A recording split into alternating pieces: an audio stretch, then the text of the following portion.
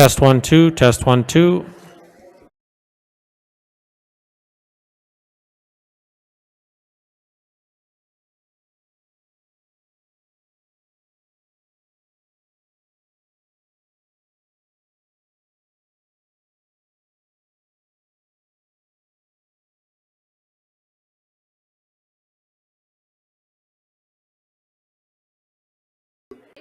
And that's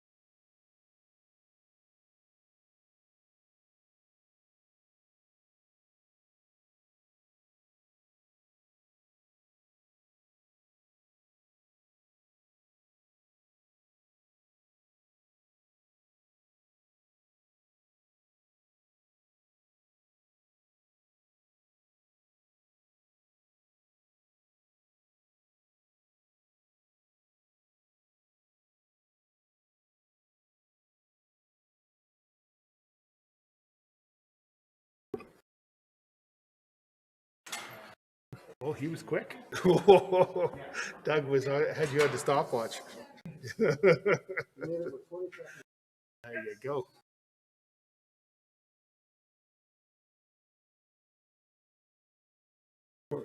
Anytime we're ready. All right. Close enough. Okay.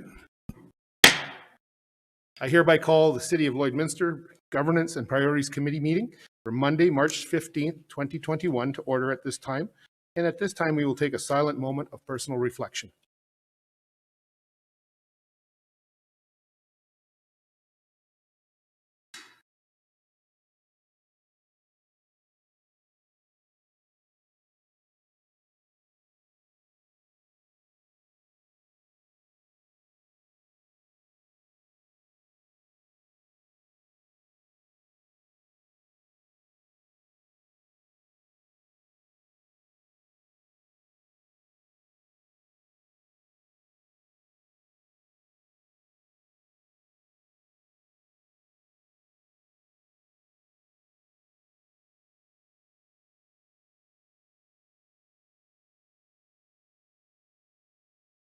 As a reminder, all members of council are obligated to declare a conflict of interest or a pecuniary interest as per section 133 of the Lloydminster Charter regarding any item on this agenda. This meeting is for discussion and information gathering only. All decisions will occur during regular council meetings. We thank all of our presenters at this time for being with us. Moving on to item number 2, the approval of the agenda. I will look for direction from council on item number 2. Councillor Whiting. I move that the agenda dated March 15th, 2021 be approved. Thank you. Seconder? Councillor Marin. Thank you very much. Is there any discussion on the motion on the floor? Not seeing any, I'll call for the question. All in favor? Opposed? Carried. Moving on to item number 3, approval of the previous meeting minutes. I'll look for direction from council. Councillor Whiting. I move that the Governance and Priorities Committee meetings dated February 22nd, 2021 be approved. Thank you. Look for a seconder. Councillor Bagnan. Thank you very much. Certainly. Councillor Torreson. Thank you, Your Worship. Just a comment more so, and I know it's within our policy as far as using remote devices and things like that as to whether or not you're in the meeting or out of the meeting. I know when I have to do meetings from home, I'll have to turn my camera off because I've got kids doing wild things, but I'm still listening and watching. And I just find that sometimes when I read these minutes, just generally, it'll say I left the meeting, came back to the meeting, left the meeting, came back to the meeting, where I'm actually in the whole time.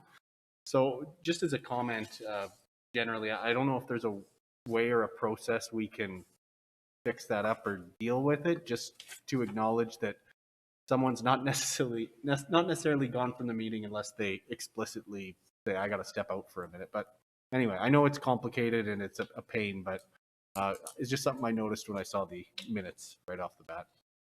City Clerk, if I could ask you to comment. Thanks, Councillor. You're right, it is difficult for the minute taker to know when you're in and out of the meeting. So we can look at opportunities to see how we can manage some of that. And it mostly will fall to the councillor to tell us when they're in the meeting, but observing. The idea of having that camera on is so that participants, not only in the council meeting, but those at home, know that you're not consulting outside the meeting. That's part of those processes and why the camera should stay on. And I understand that. Most of the consulting I'm doing is whether or not someone needs a juice box type of thing, but I understand what you're saying. Thank you. Yeah, thanks, Councillor. And I think this is certainly appreciate your concern that you've raised. We all know this has been extremely trying times over a year and a week now from that perspective, basically. But certainly thank you for the clarification, City Clerk. Sir. I'll ask again, is there any further discussion on the motion on the floor? Not seeing any, I'll call for the question. All in favor? Opposed? Carried. Moving on to item number 4 is public presentations, and I'll look to the City Manager.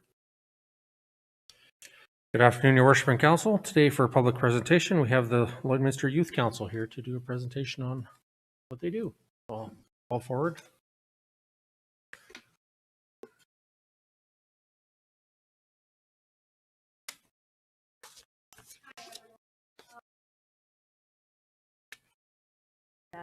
I'm Sarah Bennett, and these are my friends Tess Mackenzie, and Olivia, and we're here on behalf of the Lloydminster Youth Council. So the Youth Council was established in March of 2015 by a group of adult allies who wanted to support and create opportunities for the youth in Lloydminster. In doing this, the vision of Laura Lee Marin and Jason Whiting had become a reality. Now the LYC is a full-fledged council consisting of 22 council members divided into 3 different subcommittees, additionally to having a representative committee as well as a steering committee. The LYC is governed by steering committee members from across the community and a coordinator or 2 to help guide us youth. Our founding steering committee consisted of Laura Lee Marin, Jason Whiting, Jesse Mann, Grant Kurzinger, Craig Torrey, and Kiara Grassel. Throughout the years, we have hosted many different thematic events to create a safe environment for youth to have fun. We have also done a lot of volunteering in our community at places such as the Salvation Army, the SPCA, and the Lloydminster Co-op. Lastly, we have advocated for the youth perspective on many controversial topics through our PSA videos, such as vaping, bullying, and mental health crises.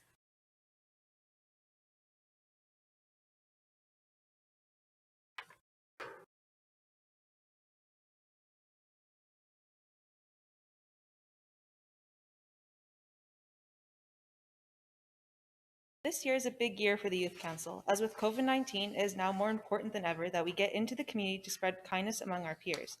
This can be reflected in our Kindness Win campaign, where we are trying to paint the town positive by doing small acts of kindness around Lloydminster, our Run Rudolph food bank donation, where we collected items to donate to the Salvation Army, and through our PSA work with NARA Studios. More information on that to come. We are also excited to announce that we have a new website. Now all of our information is just one click away. You can get to learn about our members, keep up to date about our current and future events, and most importantly, sign up to join us next year.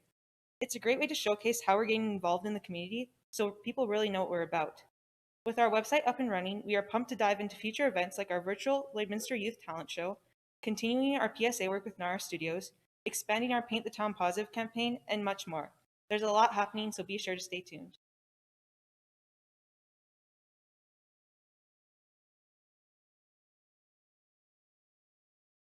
So our Memorandum of Understanding has greatly evolved since the council's early years. So initially, the Lloydminster Youth Council was aimed at being more political and greatly involved in city council meetings and efforts.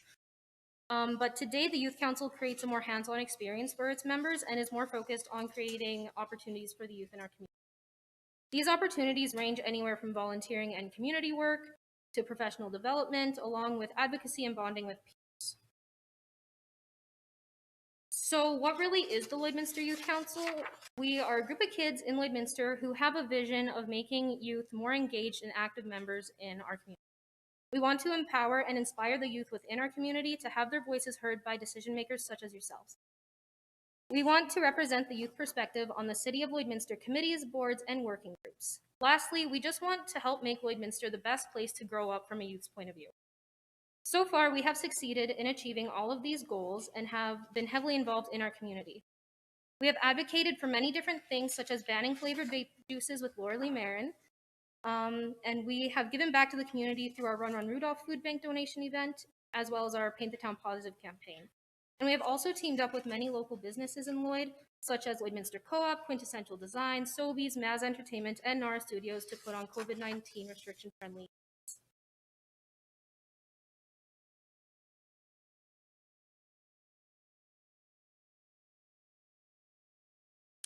Our website is full of facts about our community members and showcases everything we do. With COVID-19, it has made it harder for us to put on events and show Lloydminster that we can put on events. This website has made it easy for people to reach out to us and contact us and get involved in the community. On our website, you will find our PSA videos such as our drug awareness video and our vaping video.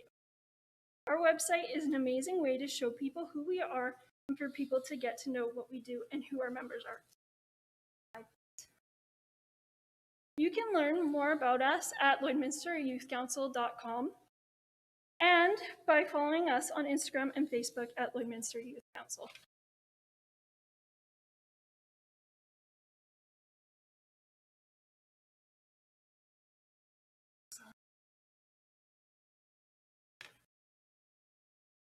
Along with the launch of our website, we are also very excited to announce our public service announcement, made possible by Kim Caprell through NARA Studios.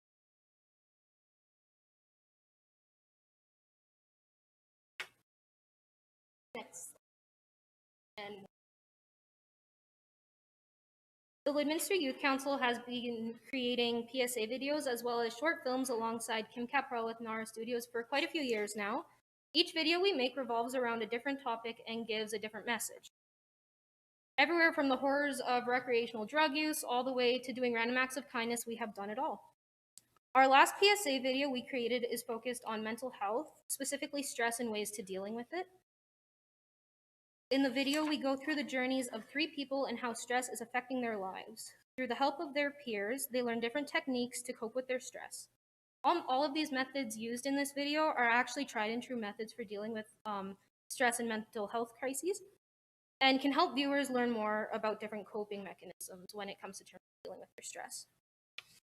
Although this PSA is made for young people, the lessons it teaches can be beneficial for those of all ages. Personally, I am someone who's extremely interested in photography, videography, the whole media world in itself. So this experience of working with Kim and Nara Studios was just incredible. It was amazing how flawlessly he could involve the whole youth council behind the scenes and in front of the scenes just flawlessly.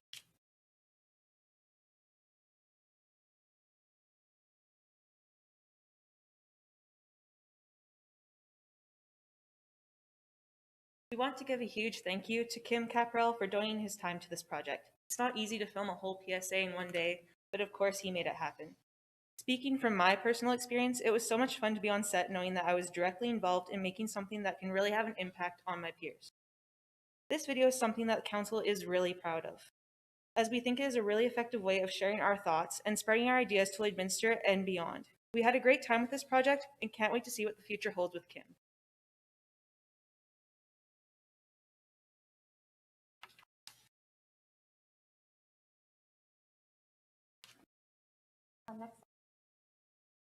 This has been a busy year for us so far, and it's far from over. We've attended some amazing presentations and organized some pretty memorable events.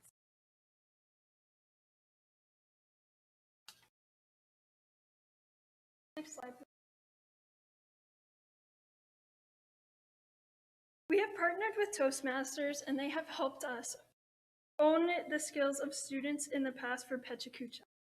Our Pechakucha has helped many youth find their way into public speaking, like me. An example is Miss Ukrainian Canada. She was very frightened to speak at Pechakucha, but once she did it, she loved it, and it helped her continue to go on to do big things, like become Miss Ukrainian Canada. Toastmasters presentations are a great way for our council to learn how to public speak with enthusiasm and push through nerves. They give us great tips on how to make interesting presentations and keep people interested in what you're saying.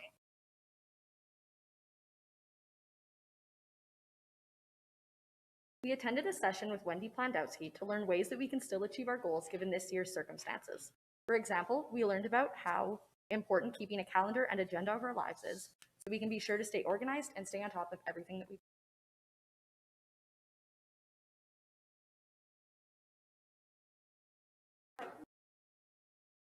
Fun Run Rudolph was a fun way to get donations for the Salvation Army. This year has been rough on everyone, but especially the Salvation Army. Our idea was that people in our community could get all dressed up and spread holiday spirit while donating food to the Salvation Army. We had an amazing turnout. Our community members had fun as well as the people in our community participated. It brought out holiday spirit in the community and brought smiles to our faces. It was incredible that we could help the community even with the pandemic. We got people out and moving as well as food donations to the Salvation Army.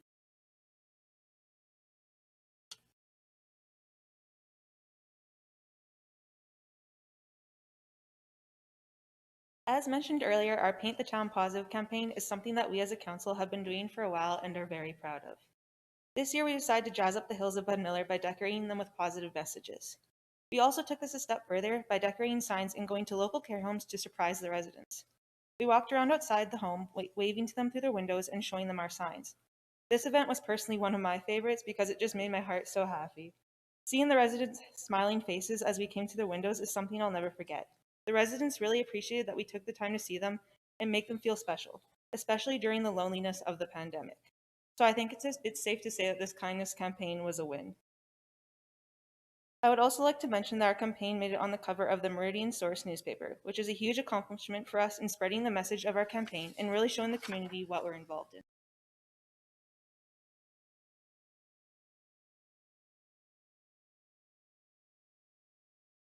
Our future plans include hosting a Hoop Factory event for the youth to get active and have fun while still being socially distanced.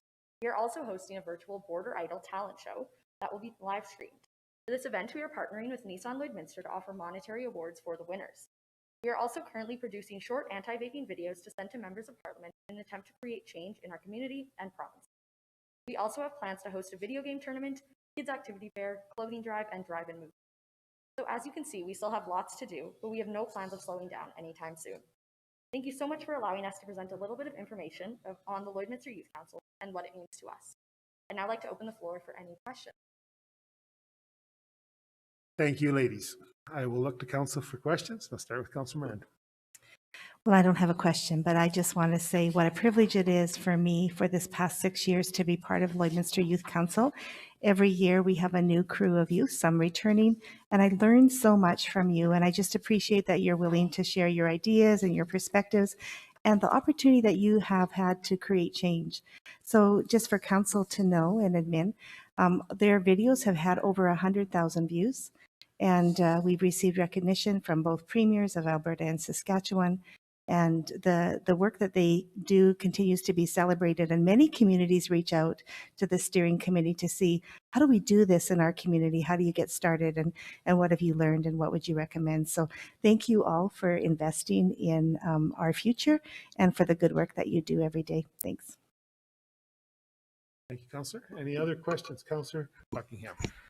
Thank you, Worship. Thanks, everybody, for coming in. You guys are an exceptional group of youth in our community, and the Youth Council has been that way since its inception. I've had many dealings with the Youth Council over my time, and it's always been a very positive thing. It's very encouraging for me to see this continue on.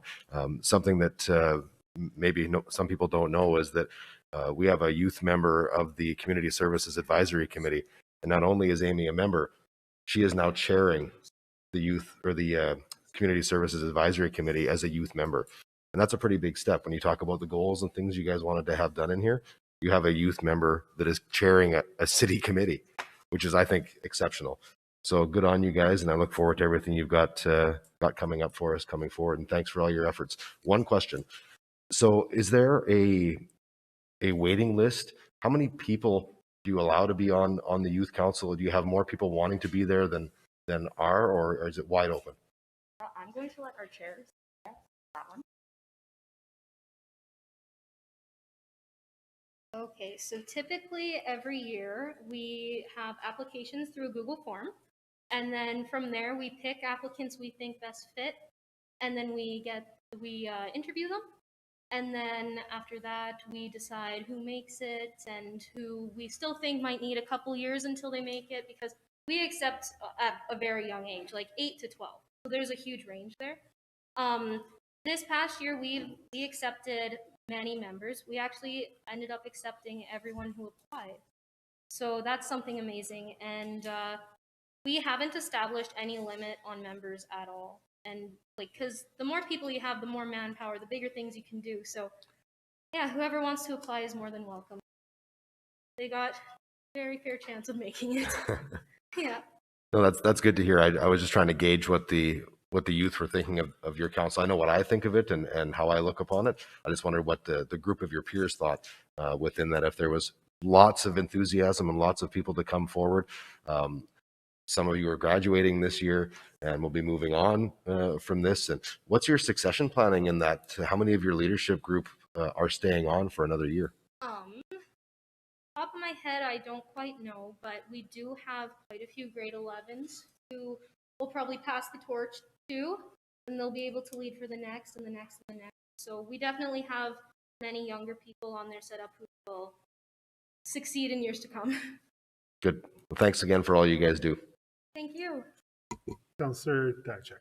Yeah, thanks, Your Worship. So thank you and congratulations to each of you, and also to Councillor Marin and Whiting having the vision years ago to sort of get this all together. I'm going to make a couple of statements and then a question. One is that corporations that have a good mix or equal mix of men and women in their leadership roles also often find themselves to be more productive, more profitable, and better places to work in. One of the challenges for women in particular is finding other women to have as mentors to show them the way. And your presence today, and you talk about bringing in youth from grade 8 to 12, but you said, yeah, that's great. So I was 8 to 12 years of age, and I was grade 8 to 12. You're mentoring them. So they have an opportunity to learn from you in your roles as future leaders. And so I think I just wanted to say that without going too deep into it, the impact that you're having on others by stepping forward now and having the opportunity to work with other females who are mentors is really putting you in a position that is setting you up for success. You're already experiencing now. But my question would be, is now that you've done this, how many of you are interested in running for council? We typically see in politics old guys with white hair, and we just need to go out, look at the pictures in the hallway, or look at any of the governments, and we're seeing that slowly that image is changing. And I'm excited by the fact that you're involved in doing this. So how many of you are going to run for politics? I mean, I'm not completely against it. It could be something that is in my future, but I know right now my biggest priority is my education and getting my education. How about the rest of the crew? You're in? You're in? Because a few years from now, you know what? Many of these faces around this table aren't going to be here. Your experience of engaging with youth puts you at a point where you have more information, more access, and a greater capacity, I think, to actually respond to the city's needs than others who haven't had the experiences you had. So congratulations to each of you. Your public speaking is awesome. So I'm glad you learned, and many of you have those natural talents as well. So I'm very impressed and look forward to seeing great things, and not only from you, but other members of the group. So you've done a lot. And there's always work to do in this area. As everybody around the table here knows, it's sort of a never-ending kind of job. But when you commit to helping and doing things of public life, there's a list that goes on forever. So thank you, and keep carrying the torch. Councillor Fagden.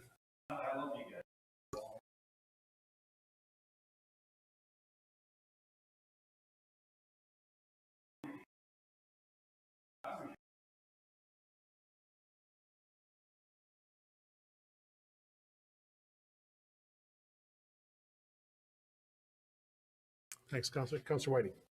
Yeah, thank you. And I'd be remiss if I didn't say a couple of words, just knowing and seeing how this organization has grown over the years. And I know I played a small role in the beginning of this, and it has the people that you have mentioned, and Councillor Laura Marin has done just a tremendous job at the beginning. I don't even like being mentioned that I was there because it was all mainly her, I feel. And to see you guys evolve and grow has been awesome. And I'm so appreciative about how everything has continued. And I just want to, one point that I want to say is just don't hesitate to reach out to us. And I think for me, my vision was a connection between youth council and city council, and just, you know, encourage yourselves to reach out to us at any time if you have any questions about anything going on in the city and that sort of stuff. And I hope we can assist each other in that way. So again, thank you very much. Thanks, Councillor. Councillor Darchuk. Yeah, just one other thing, because I think Councillor Monroe was involved, right? At some point as well? Because I know I went to a meeting with her. Now, I don't know whether it was just to attend the meeting, but I'd be remiss if I omitted her, I guess. And I'm not I sure don't what her think role she's is. involved in the planning. Was she? So we invite council to come into meetings, and but she's a strong supporter, and we've always appreciated good, warm support from her. Great, thank you. Councillor Thorson, did I see you? Yeah, sure. Thanks, Your Worship. No, I feel terrible if everyone said really nice things and I just stayed quiet the whole time. But at the end of the day, I think the activities and things you're putting on for the youth and showing that leadership is a great example that you're setting, and much to what everyone else said. I always have a tendency to talk about myself, but when I got onto council at 28 years old, I felt like I was doing a lot of good at a young age, but seeing what you young ladies and your friends are doing are putting me to shame. So, and also I'm starting to get some of those gray hairs Councillor Diachuk is referring to. So end of the day, keep doing what you're doing. And if you do, wow, sky's the limit for the possibilities for you and your friends. I'd like to just close it off, if I may. Ladies, thank you so much for your presentation and for the information and for what you do in our community. because a community takes an entire community to make it a better place, and you're demonstrating that. Youth often sometimes don't get portrayed in the best of lights, and you definitely are shining lights in our community and your group and the work that you do. So thank you very much. Your campaigns, even in COVID, as you mentioned, it has been very difficult. You can ask the 7 of us how it hasn't been easy, and the administration at the city, as well as businesses and residents. It's been challenging, but you've persevered. And again, congratulations for that and continuing that. Your video work is well documented, and please continue that, because that's what's speaking to it. Work on Facebook and Twitter, and I'm glad that you have a website, because I'm an old guy, as I've been portrayed here, and I do like websites. So thank you so much for keeping the website up as well, because I think you'll find that different age groups and different people gravitate to one or the other. The other piece is the invitation that Councillor Whiting talked about. Know that myself, and I believe I can speak on behalf of council and say we're always at your there to assist. Just timing sometimes is a challenge, lining up meetings, as we know, but certainly if there's questions, and we'd invite you, once COVID ends, to bring the entire council and come and observe this council's workings and understanding that, because the governance of any organization is key to the success of the organization, is my belief. I think that you've got good governance and the right people. You folks will hopefully deliver some amazing things continuing on. For those that are graduating, good luck in your future studies. For those that are going to continue to carry the torch, we'll look forward to having you back here at City Council again. Thank you all so much for your time. You're very welcome. Thank you, ladies.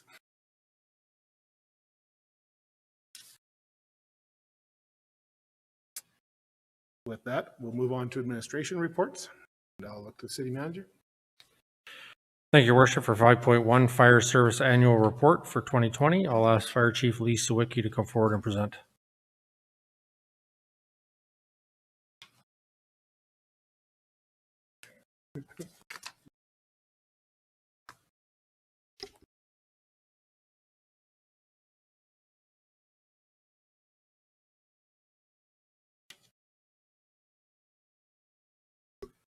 Good afternoon, Mayor and Council. Good afternoon, Chief. So today I'm bringing you our Fire Services Annual Report for 2020. This is to provide the committee with a Fire Service Annual Report. The City of Lloydminster Fire Service team consists of 2 chief officers, 1 administrative assistant, and 49 firefighters, consisting of both full and part-time members who provide protection services to the community from 2 fire stations 365 days a year. The operations of the fire service are divided into 4 main areas: administration, fire prevention, public education, training, and operations. Fire services is in the process of shifting from a reactive response-based model to a proactive model, which focuses more on public education and fire prevention. This shift enhances the fire services commitment to improving in its response to emergencies, reducing property loss, injuries, and death from fires and other hazards. The completion of the Fire Master Plan in 2019 provided a roadmap of continued improvement, identifying and aligning our priority goals and initiatives for the years ahead. These key goals, initiatives, and metrics highlight continued improvement in service level delivery and emergency responses, ensuring that the Lloydminster Fire Service is well positioned to provide services for our growing and dynamic community. Some highlights of the master plan, basically for 2020, were the implementation plan, or the Fire Services Master Plan implementation plan, which we did early in the spring. We had several capital projects, the AFRAX mobile radio communications program, the site location for the new fire hall and conceptual design build. And even with COVID, we did have the ability to complete certification for 7 of our probationary firefighters, which was a bit of a challenge, but we were still able to get them accredited. And the implementation of a comprehensive fire inspection program. So, on this note, I will turn this back over to you, Mayor and Council, for any questions. Thank you very much, Chief. Questions? Councillor Thorson. Thank you, Your Worship. Just looking at the Fire Master Plan, I know we had like some key goals in terms of short-term, medium-term, long-term. Is there anything, to your knowledge, that's maybe falling behind or that we really need to get done as far as the short-term ones that we needed to do in a hurry? Actually, no, most of the short-term ones we have completed in 2020 or are well on the way to finishing completing in early 2021 on the short-term goals. Okay. that's something that I definitely could bring back at a later date that does show where we are from 2020 to 20. Perfect. This isn't meant to be a gotcha by any means, because I had a conversation with some firefighters prior to the election, and they kind of explained this to me once already. But within the fire services master plan, it had a particular number in there as far as number of part-time, and I want to say that there's kind of chosen a different direction. Could you touch on that? So I don't necessarily think that we've gone in a different direction. We've looked at what our staffing model is, and we've been able to meet the demand of service level provision in 2020 with the numbers that we have. It's not anything that we're not considering at a later date, but I don't think it's something that we need to go to 50 part-time firefighters just yet. The magic number that the report said you should get to, and I'm not, that's not a criticism. I said this in the worst way possible, the way I started this question, but really what I was trying to get to, and what I understood was that it becomes a challenge depending on how many people you have available and getting them all trained and making sure they get enough regular experience for the amount of calls you have, that there could be an issue if you actually had too many part-time. Yeah, there's pros and cons to both, and right now we're just looking to see what our staffing needs are. We've been able to meet all of our staffing levels for on-call coverage or full-time shift complements, and we'll relook at it again in the summertime to see if another hiring is required then. Councillor Buckingham. Thank you, Worship. I just wanted to highlight one of the numbers in the total incidents chart for 2020. It's the one that concerns me the most. It's 7 times what it was 2 years ago. And it's the medical assist piece in this. This isn't what our department is supposed to be doing necessarily. Of course, we're there to help as needed, but you may have heard through council and different groups like the Concerned Citizens for Seniors Care and everybody else talking about the level of service that Lloydminster deserves and wants to have in our environment. So to me, it's really concerning that it's gone up 7 times in the last 2 years. Do you have anything you wanted to add to that particular number set? Yep. So the medical assists, I mean, it's still only about 5% of our overall total call volume. If you were to compare that, to other communities in Alberta, and I use communities in Alberta just because that's what I'm familiar with. Those numbers for medical assists in those communities sit around 40 to 50%. So we're still extremely low on our medical assist numbers. The majority of those calls that we're going to are for critical emergencies, cardiac arrest, or extreme difficulty breathing and those type of calls. So it's more of an assist to augment with the number of hands that would be at an incident for those type of things. Yeah, because on the flip side of it, in 20 years working in the medical field myself, it was very, very, very rare that we ever saw a city fire department on any of our calls for any reason. So on the flip side, it's very good to have that extra backup. And I mean, at the end of the day, it's about providing care and service to the people of the community. So that's not a bad thing to have it. So if I'm not saying that 49 is a bad number for that reason, I'm saying that, just to highlight the care in the community. Secondly, I already know the answer, but I'm going to ask you publicly. How has the relationships been between all of the surrounding departments and all of that as we go forward? Because I can clearly state that wasn't a good thing years ago and has come leaps and bounds. But just since your arrival, Chief, in the last year, can you talk about partnerships and communication between surrounding areas? And I think it's even with COVID still has come, it has been really well in 2020. We've had mutual training opportunities between the surrounding departments in the city of Lloydminster, which I don't think we really had in the past. We have good open communication between these other departments, which I would assume we probably had in the past then too, but we're just trying to continue to build on fostering those relationships with our surrounding partners. Yep, and I can say I can pick off 2 of my guys in one of the pictures in the training, and so I just wanted to thank you publicly for continuing that work of cooperation and communication between our surrounding municipalities, because it's again about providing service, and it's been very, very good and a huge improvement over the last number of years. So.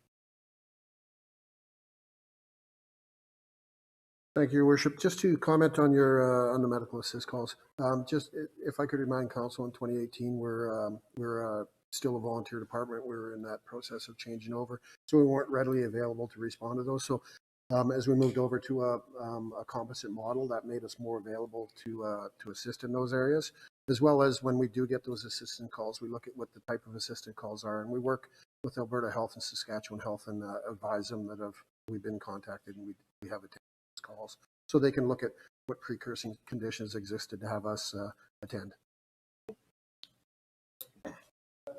Thanks, Your Worship. Thanks, Chief, for the report. One of the things for me is it is a question that I get some information on. So when I saw the dangerous goods portion, I immediately thought of our dangerous goods route and all those other pieces that are in play and working on whatever it is. But we have 9 incidents and it's 50% down. How many of these would be related to road incidents versus, like I think the meth lab is an example, and I'm assuming that would have been a dangerous goods, kind of disposal. So I think the majority would be our fuel spills and things like that from vehicle-related incidents. We do have the one-off of like the meth lab type incidents. I don't think that these numbers can be. There's not enough data here to say where we're going to end up going with this. So we're down on this. We're up on alarms. We could be down on alarms next year and up on. I think we just have to continue to promote education within the public on how to deal with these types of emergencies. So. No, that's good. Thank you. Thank you, Worship, and thank you, Chief. My question has to do with the alarm statistic in there, and 302 out of 642 total incidents. Is that a high number? Is that normal to see that amount? And is alarms the same as false alarms, I guess? So alarms and false alarms are similar. We've kind of broken some of ours down into cooking related alarms and your commercial related alarms and carbon monoxide related alarms. Our cooking related alarms are probably a little higher than they typically would be, but we're also seeing that over 2020 with COVID that we were seeing more people at home more consistently. So that's where I'm kind of attributing those numbers up to. I think we still have to focus on that education and prevention aspect of it. Maybe it's a location of the detector in the house to try and reduce those alarm calls. So our commercial type alarms really didn't change much. So they're pretty status quo. The increase would have been more around that cooking related people at home. Gotcha. Yep. Good to know. Thank you, Your Worship, and thank you, Chief, for the report. I hope the community will read it and see all of the work that you do in our community, the good work that you do. So my question was as well around the 302 alarms, and I think we've passed some new fees for false alarms to hopefully that will bring those numbers down and just allow you some more time to work in the community doing your public education and your fire safety programs. So thanks for your good work, and I'll look forward to seeing what you do in 2021. Great, thank you.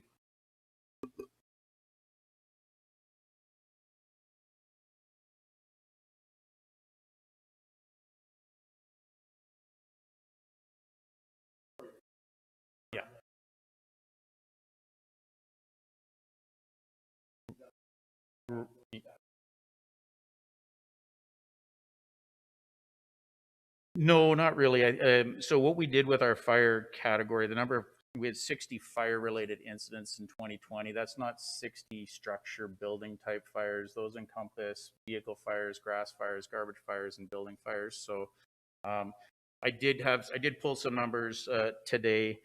In 2020, our building fires did actually go down from 2019. But our vehicle fires went up. So I mean, there's a relation here and there to what we see year to year. And when we go into the future, we're going to actually get more data and be able to track where some of our concerns lie in that. So 2019, we had some significant fires. We didn't really see a lot of those significant fires in 2020.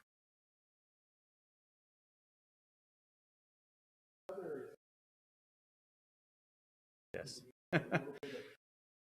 Those are your wires down, your public hazard, your service issues that we have, like just service complaints that people are calling in, cat in a tree. We had that last year too. So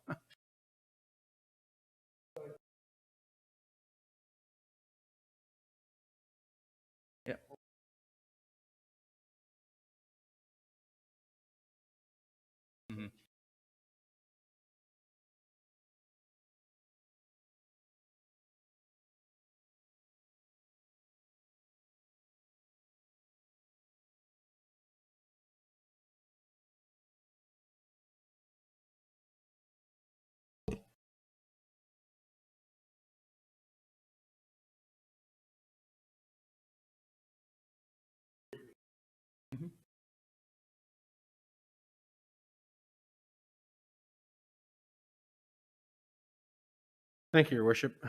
Just on the prevention side of things, I know when we had our master plan that, the prevention and education parts were kind of the most important parts. And I know that we've got, we did our bylaw and we got through a lot of that stuff in 2020, but I'm just curious on the plans for 2021. Is there anything on the books for the plan as far as starting to move on more of the public education side of things? We would like to. COVID does put some restrictions on some of our public education activities. That's something that we'll probably be sitting down with communications on to roll out a different form of public education to the community. We still did some virtual online tours with some of the schools last year. Maybe that's something that we can expand a little bit more on in 2021 as well. Perhaps, Chief, you want to talk about your commercial inspection program as well? So yeah, in 2021, we've actually started the implementation of 2020 was spent building our inspection program. 2021, we actually started implementing some of the commercial building inspections. We did start with the hotels this year just because it seemed easy to get the guys into going out and doing these inspections. We have seen some significant code-related issues, but a majority of the hotels that were deficient have complied already, which is kind of nice just from an education standpoint. That's something that we're going to build on, the other public buildings that we have in the community. Is just trying to put it together. And as well as the lockbox program. Sorry, that's something that we've almost come up with a box that we're ready to roll out to the community, and we'll have work with communications on that, on getting that out to the public as well.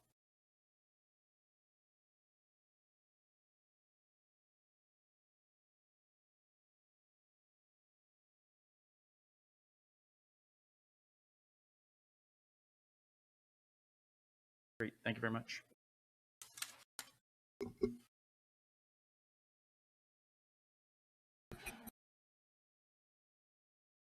Thank you, Your Worship. For 5.2, 2019 outstanding stormwater utility transfer to Texas, I will ask Karen De La Rosa to come forward and present.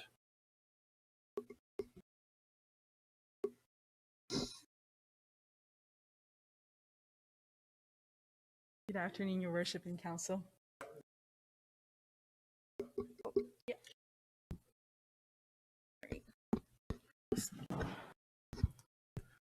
Stormwater utility revenue covers the cost of operating the city's stormwater infrastructure and allows the city to fund reserves for future capital projects.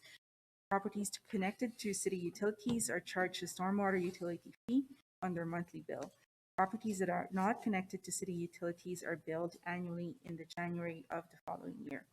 At the March 25th, 2019 regular council meeting, Council approved the first transfer of outstanding stormwater utility charges to property owners 2019 tax roll. Property owners were given 1 year to settle their outstanding amounts prior to the transfer. This provided property owners an opportunity to understand the new utility and clarify the fees for their property. Currently, we have 41 properties from 25 accounts owing stormwater utility charges for 2019. The total outstanding amount is $47,027.28. Administration will bring forward a recommendation to Council requesting that the total outstanding amount listed in Table 1, 2019 outstanding stormwater utility charges be transferred to the 2021 tax roll of the property owner. Notification letters were mailed to property owners on January 21st of 2020 and again on January 25th of 2021 to inform them that administration has begun the process of to transfer the outstanding 2019 stormwater utility charges to their 2021 tax roll if the outstanding amount is not paid by March 31st. Thank you very much, Karen. Questions? Councillor Buckingham. Thank you, Worship. Thanks, Karen. If you look down the list of the actual accounts that are there, some pretty similar numbers, and I know that the stormwater utility is based on frontage and square footage and so on and so forth as we go. The largest of those accounts is $5,760. So if I did the math right, that's going to be the whole year that hasn't been paid at an average of $480 a month. Is that accurate? That is correct, Councillor Buckingham. So these accounts are properties that are not connected to city utilities. So we only bill them once a year, every January of the following. Okay, so these are going to be your larger commercial. Can you give us I know we're not going to get into whose properties these are, but can you give us an example of what size of property or what kind of property would have a $480 a month stormwater utility levy? Sure. So these will be properties that are over 30,000 square meters in terms of size, and they would be considered a property that is fully developed, so it has a structure or an infrastructure on them. And when we make these transfers to taxes, these are the 2019 year charges.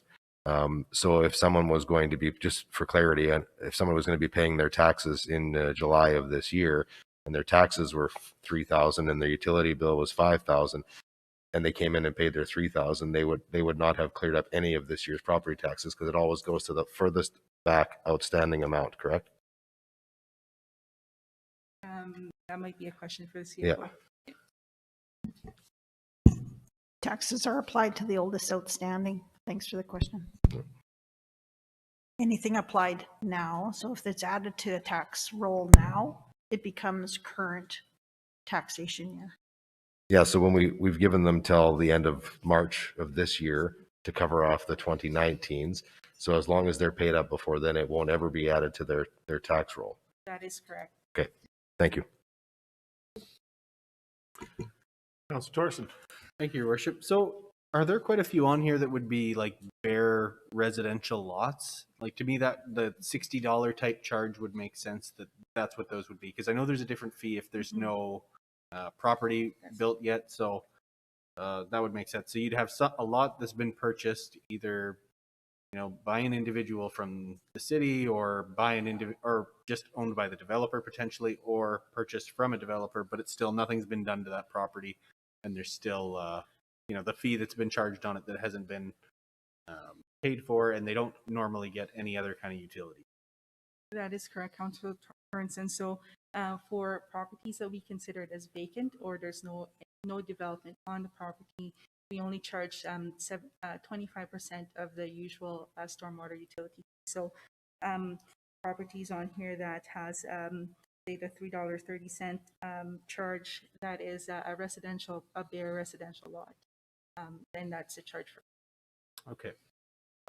One other thing I was gonna say, and it's always a push and pull with these things, and even when you ask me on one day to another, I might have a different answer. So I understand that the way that things are done might not make sense one day, but another day do make sense. But the one that gets me is the $3.30, just because the cost to mail the letter, if you mail 3 or 4, you've already paid for it, type of thing. But at the same time, what number do you set that at to actually make people pay what's owing? Otherwise, they'll just be like, if it's under this, they'll never charge me, so I can just pay short all the time. So I get that there's a delicate balance. To me, $3.30 might be below that threshold, but I don't want to tell people what that threshold is, because then they'll just take advantage of it. So anyway, just a comment generally. I'm not looking for anyone to do anything. It's just, it's finding that balance, and $3.30 to me feels below the balance.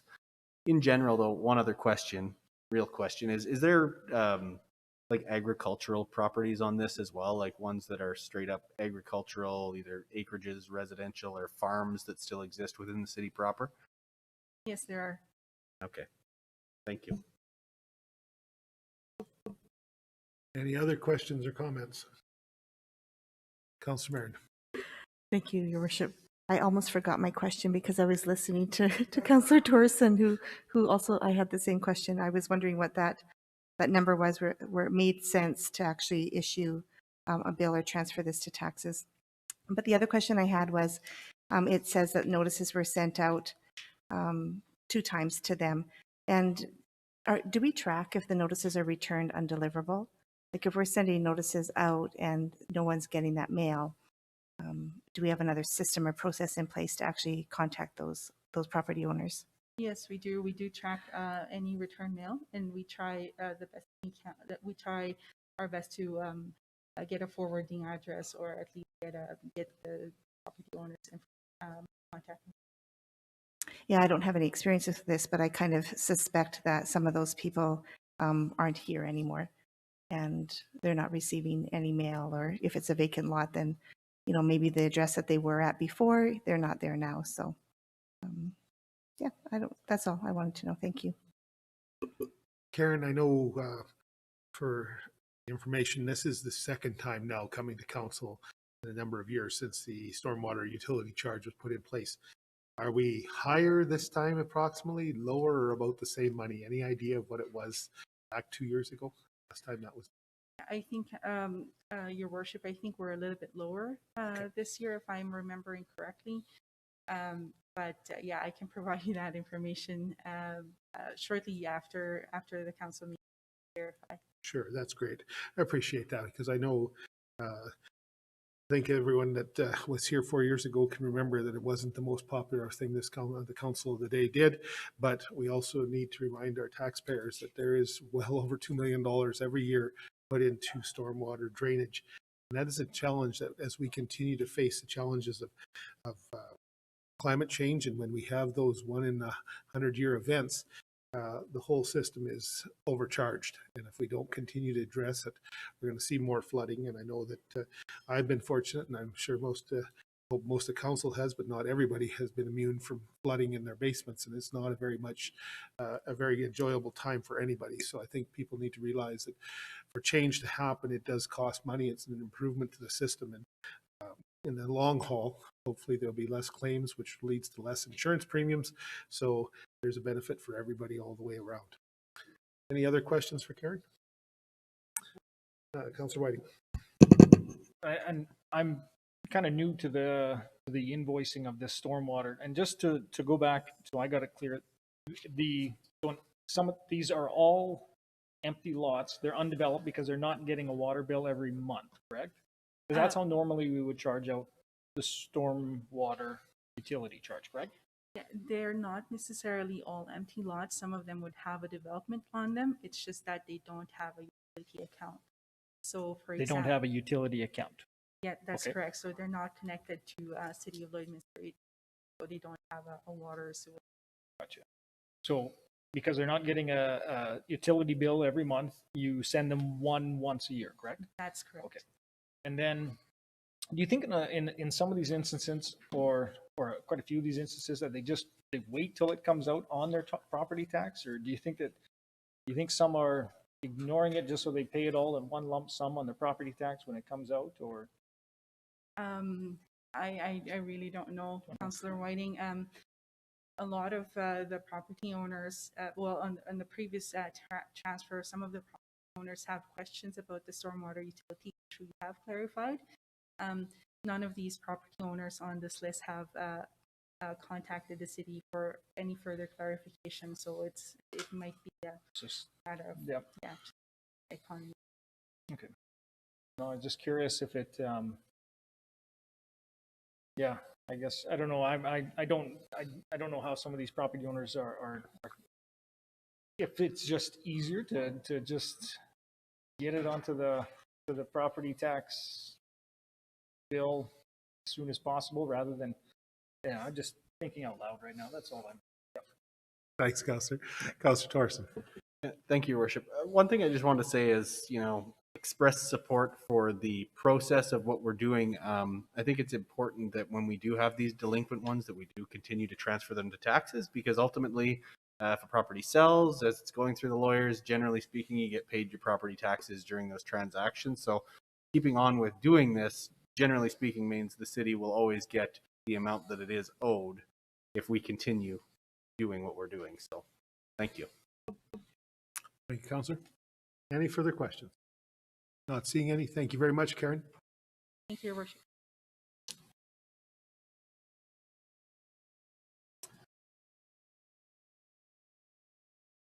From the agenda's perspective, 5.3, City Manager. Thank you, Worship. For 5.3, Museum and Archives Community Engagement Update, I will ask Leo Perry from our Communications Department to come up and present.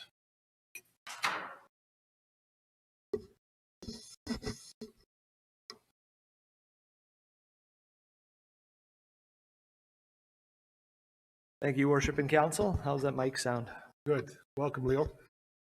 So I just wanted to bring council a brief update on the community engagement activities happening around our Lloydminster Cultural and Science Center. As council is well aware, we are inching closer to our vision of for a new home of arts, culture, heritage, all those good things.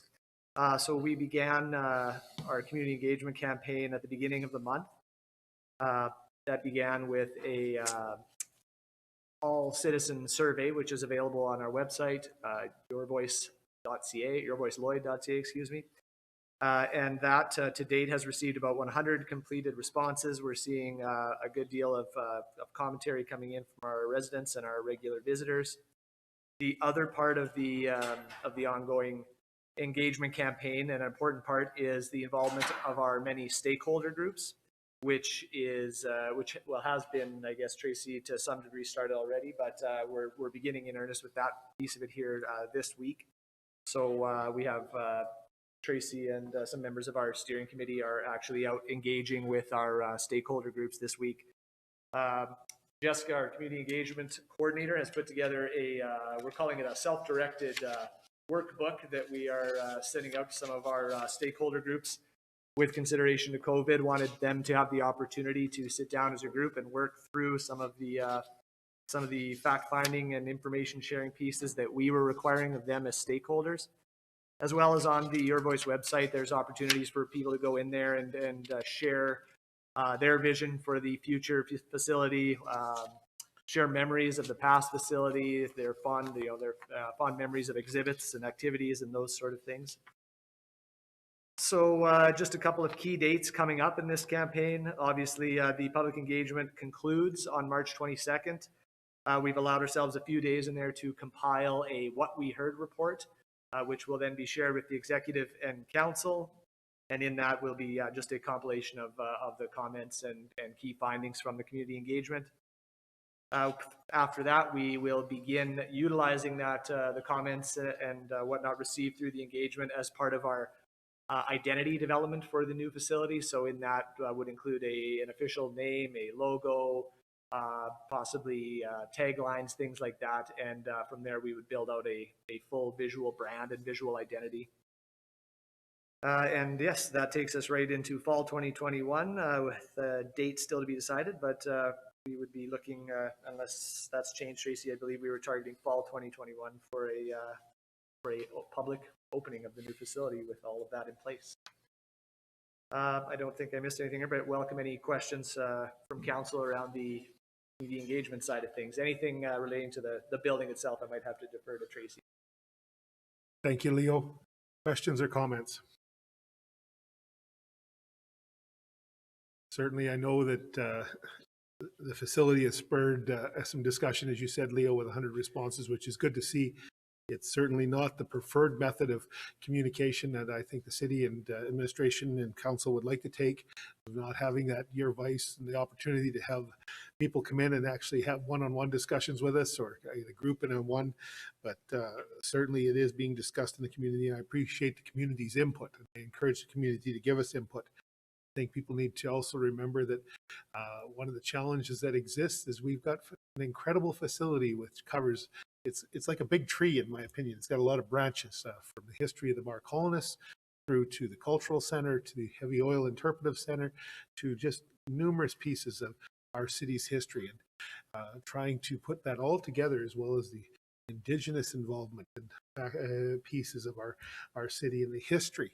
There's just so much stuff to put together in one place, and I know that it's a challenge. And I know Leo and Tracy, I appreciate the work you're doing on getting public input, and I know the community is very excited to see the output that comes out at the end of the day. So, Councillor. Thank you, Worship. Thanks, Leo. I just wanted to touch base on the actual survey itself. In the past, different surveys we've done, I've received quite a bit of feedback on the ability to be anonymous, the ease of use of the survey. And this particular survey, at the end, you're asked to enter your name and email address and stuff. And a lot of people have said, look, I just want to be completely anonymous. I don't want the city to have my email address. I want to give my input. Why do we require that, as opposed to just looking for that community input and allowing people to just voice their opinion without giving out any personal information? I think, and Jessica, I think is here with me. If she can correct me if I'm wrong, but I think if people just want to leave general comments, they have the opportunity to do that through the Your Voice Lloyd page.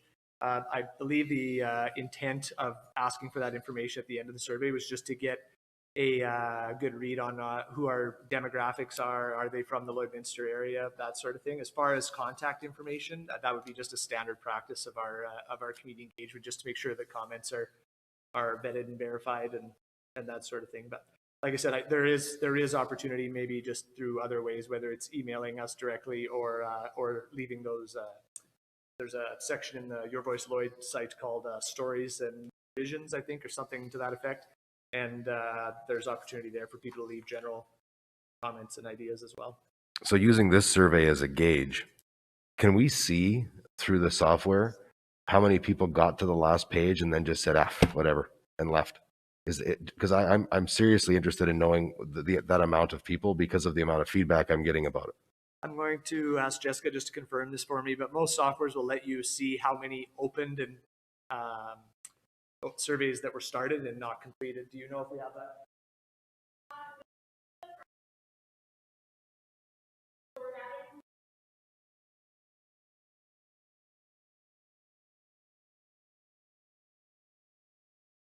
Yep. No, I completely get it. I just, when I get that feedback about these types of things, if it doesn't get to you guys, it doesn't get anywhere. So I'm just bringing that up because it's something that's been brought to my attention on numerous surveys that we've tried to conduct for community engagement, and just some pushback on that. Thanks, Councillor. Councillor Torson. Thank you, Your Worship. No, I don't know why I didn't pick up on this the first time I saw this, but in either case, there's just the one question that to me is giving you a difficult read, and that is the number of times someone was able to visit in 2020 prior to it being shut down, just because the sample size would have been. So maybe they normally go in the summertime or something like that. Doesn't really matter, just a small critique. In general, though, I do like the questions. I like the process. I like that we're feeling out the community as far as what they want to see in there. I know for myself, what it has been in the past, I've gone several times as a member of council, and I can tell you, even with small children, I had not gone personally outside of the Heritage Days things that were going on. And for the most part, the exhibits had not changed since I was a child. So knowing that there's going to be opportunity for new, better exhibits that might get people in that building really excites me for the possibilities of what we can do with this facility. It's going to be something potentially where, yes, you can have the traveling exhibits, but also just getting a rotation of stuff being shown with different themes and different ideas, and getting feedback from the community to decide what those are, I think is going to be a really good thing, and I'm excited for this fall opening. So thank you. Thanks, Councillor. Any other questions or comments? Councillor Marin. Thank you, Your Worship. Last week we were given these little cards, and what a great idea, because I was thinking, how do we get to people who aren't on social media or aren't able to find this survey or learn about it? That's a comment that I get often, is how do we find out information about what the city wants to know? And so I took this to some seniors and helped them get online, and they're going to do that survey. But those little booklets, I didn't know you had those. These are strictly for the stakeholder groups. Just for the stakeholder groups, okay. And do you have any printed copies of the survey that people could handwrite? We could certainly accommodate that, yeah. Okay, even if I could just get one copy of it, I guess I could print it right from here. We have some seniors who don't want to go online and do it. They just want to handwrite it, and then I would turn it in for them. Yeah, we're definitely open to that. And I believe I attached a copy of the survey to the information report here. So that's pretty much what the print copy would be. I'll just print it off of here. Thank you. And then just another question was, and perhaps I missed it, but did you go to some seniors facilities like Hall's Homes or connect with Seniors Connections to engage with that group? I might let Jess speak to that part.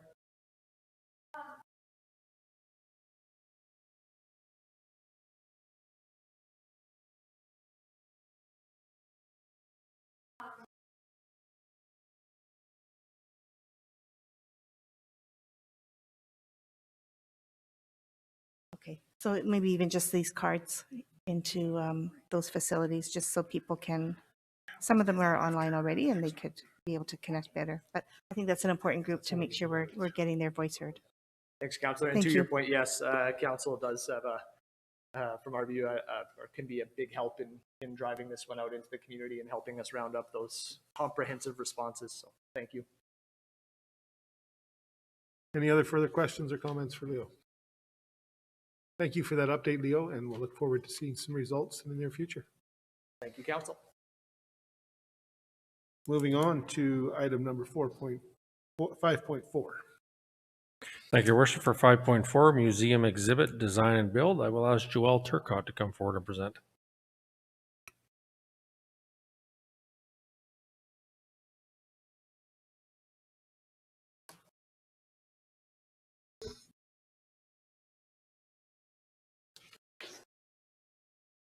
Good afternoon, Your Worship, Council. Good afternoon, Joel. Today I'm here to provide the committee with information pertaining to a request for proposal for the design and fabrication of a new permanent exhibit at the Lloydminster Museum.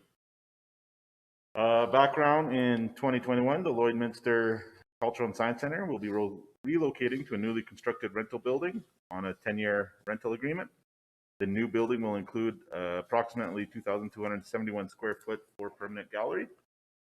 Over the last 10 years, the community has expressed desire to have a permanent gallery dedicated to the artifact collection and the stories of Lloydminster and surrounding areas. The exhibit will focus on main themes identified within the 2020 Infrastructure and Functional Spatial Needs Study completed by the Cornerstone Planning Group.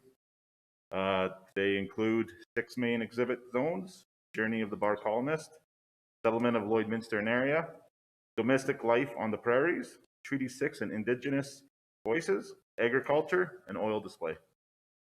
The vendor will work with the Lloydminster Culture and Science Center staff to develop 2 to 3 additional concepts or zones with the content that can be changed out and replaced.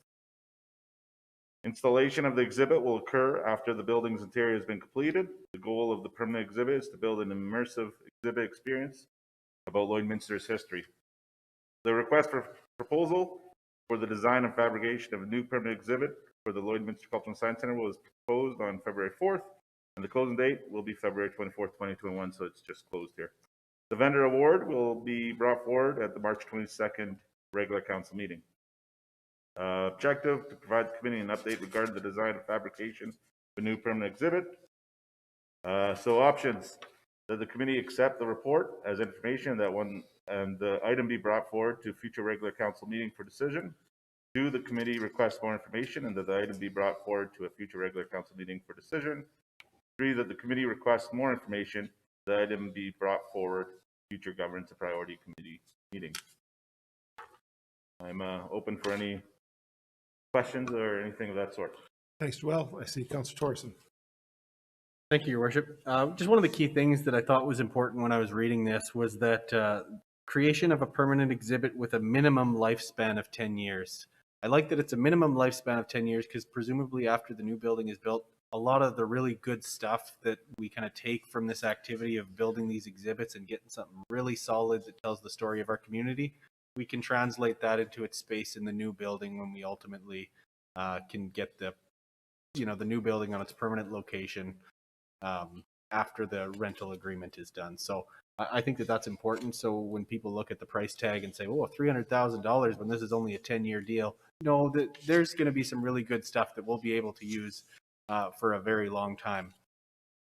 Even though I just talked about how permanent displays in the old one, I understand that this one rotates a little bit more, and there's different things that tell the story that it will be on display. So I did get kind of excited in the last item that I kind of said everything I was going to say for this item. So if you didn't catch that, Joel, just go watch the YouTube videos. Thanks. Councillor Diachuk. Thanks, Your Worship. Yeah, I mean, the reality is that the Provincial Museum Alberta, they have permanent displays as well. So it's not like, it's a taboo or whatever, but I mean, I think certainly we have our own history, and not history in the sense of presented here, but our own experiences where many of the paintings were there forever, and there's a whole long story behind it. So these displays that are permanent you're looking at 2,271 square feet. Our overall square footage, is it 10,000 or 15,000? The whole building? Yes. I don't have it. 11,750. That's what I was going to say. So I guess I'd be interested in knowing, and not today perhaps, but I guess going forward, I'd be interested in seeing how the rest of the space is being apportioned out. I know there are offices and other pieces and whatnot that are in there, and then we have, rotating displays, the shop, and all the other pieces in there. But at some point, it'd be interesting to see that, how that space is apportioned out. Yes, we could bring that. Yeah, thank you. Councillor Buckingham. Thank you, Worship. I was sitting here trying to figure out how I wanted to ask this question, and I still don't know if I have it right, so bear with me. Who builds this stuff? I mean, this isn't something that I've ever thought of procuring as far as a permanent display. Just to where did we do our research to find out what we were even asking for in a permanent display? Because I would have no idea how I would RFP at something like this. So what did we give for some specifics on what were important to us, as we want this to be a permanent, long-term, well-utilized, well-appreciated display? Yeah, I can appreciate that question, Councillor Buckingham. Similar to you, I had asked similar questions to the staff over at the Culture and Science Center. Those staff members educated me that there are several different companies that this is what they do. They do research in museums. They build and fabricate these kind of things. So every time that you go to a museum or you stop by the side of the highway and see a Parks Canada signage, that was probably designed and developed by a museum professional. That their business, this is what they do. So we used our staff over at the museum. They've contacted other museums. We learned how this was done, and we put together an RFP. So that's how we developed it. Yeah, so it's not unlike a roads project or anything like that. We utilized the best staff we could with the best knowledge they had to help guide us in the direction of what we would ask for in this RFP. And we're comfortable with what we've asked for and thinking it's the right thing to have asked for. So we don't have to see this, or when you guys review these quotes, that it's going to be, whoa, this isn't what we were talking about at all. You're confident in that? Absolutely. Good. Thank you. Thank you. I got Councillor Whiting and then Councillor Dychek. Thanks, Joel. Just taking so we have a survey out that's going to ask the residents some questions about what they would like to see in the museum. And I assume then would that then be for the pieces kind of outside the permanent displays and exhibits? And does it time out appropriately that there is, like, let's say that in the survey, 95% of the people say they would like to see a coffee shop in the museum space or something like that. Does that change the layout, or is the layout already predetermined now, or just kind of that general? Yeah, the layout has been determined. So we took the spatial and functional needs assessment that we did, and we used that to make some determination on sizing space and what we needed. So the survey will let us know what people want to see, and part of the idea is to have what's called a traveling exhibit. The traveling exhibit usually brings in and out artifacts and displays. But with the COVID and with our new direction, we've been working on actually starting to create our own displays in-house. And so sometimes the traveling display will also have an in-house display component that we might put in there for a month or 2 months between major shows. And so the survey is going to help us identify which type of things people want to see through that way. So also the permanent display, although it is permanent, there is ways of removing and changing out mainly artifacts. So that will also help with that and changing of that. Okay. And then maybe I just I haven't done the survey yet. I haven't gone through it yet, but I guess just maybe I need to reread it or look at it through a lens of, it's not changing the physical form inside, but more about what residents want to see as far as content then. Is that correct? Exactly, yeah. Okay, then that may be something that I missed when I first glanced through it, and I'll have to make sure the verbiage is there for me to know that that's what it is. In my mind, I was answering some of those questions with event hosting spaces and coffee shop or something like that, and so I'll have to go back through a different lens now to, yeah. Okay. Thanks, Councillor. Councillor Dychek. Thanks, Your Worship. I was just going to put a plug in for Natalie and the staff at the museum, because I know that our library technologists, our library technologist that we have over at Lakeland College and the Lloyd site is very much interested in growing our library and displays, and has been working with Natalie, and they've been bringing displays over and assisting, and we found somebody to add three-dimensional displays, and so she's saying, oh no, this is the one you need over here. So I have a lot of confidence based on just that secondhand knowledge, even from our own staff at the college that are certainly spoken very highly of Natalie and the staff. So I just wanted to add that in support of the question. Thank you. And I just wanted to add to Councillor Whiting's comments after you responded, Joelle. It's good to hear that the traveling display area will not be sitting empty when we don't have a traveling display there, that utilizing the building is the goal. And there's always what I call set up, tear down, as they refer to, from different facets of things. But knowing that we have a plan that when, say, the National War Museum sends us something for Remembrance Day, as an example, when that leaves, we'll have the ability to fill it in case something doesn't come till the end of January from wherever it's coming from. So knowing that we can utilize that building to the fullest is, I think, is critical. I think that's the value that it brings, is that there will be some change, and Councillor Torreson had alluded to it. That's one of the challenges a museum has. And using the word museum, it does become stagnant if there isn't change. I think that with the collection that we've been able to obtain, donations of people, that goes back to the families and people that have individually donated to the museum. We have a huge collection. It's a matter of being able to get as much out as we can in a reasonable fashion. And hats off to the team there. I know you folks are excited, the staff is excited, and the community is excited. And I think that's great to build that momentum and the survey, and seeing that this is going to come to fruition, and people will go, oh, I wonder what they're going to have in it. And that helps to drive excitement and the desire to see more. So great work, and thank you for bringing this forward. Is there any other questions or comments? Councillor Fagnan. Yeah, I'm excited for this new edition. There's no question. I did have two questions, and I just want to make sure it is a 10-year lease that we've signed. It is, yes. Okay. And secondly, I know when we were looking at another facility, we were talking that we would be in there by March of 2021 in the building that was already done, and it would just be a move.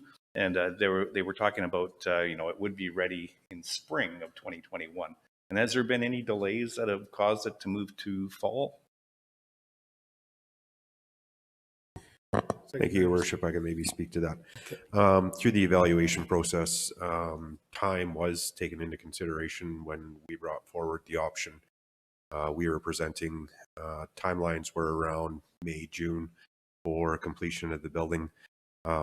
With regards to what this team's talking about on move-in, includes the construction of this display, plus all the moving and everything taken into consideration. So that's why the timeline is a little bit stretched out.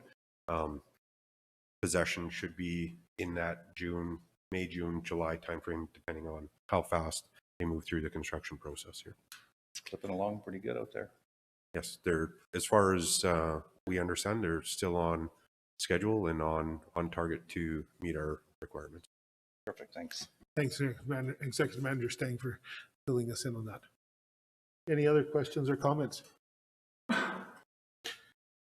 Thank you very much, Joelle. Appreciate you bringing this forward. Thanks, Joelle. Yeah.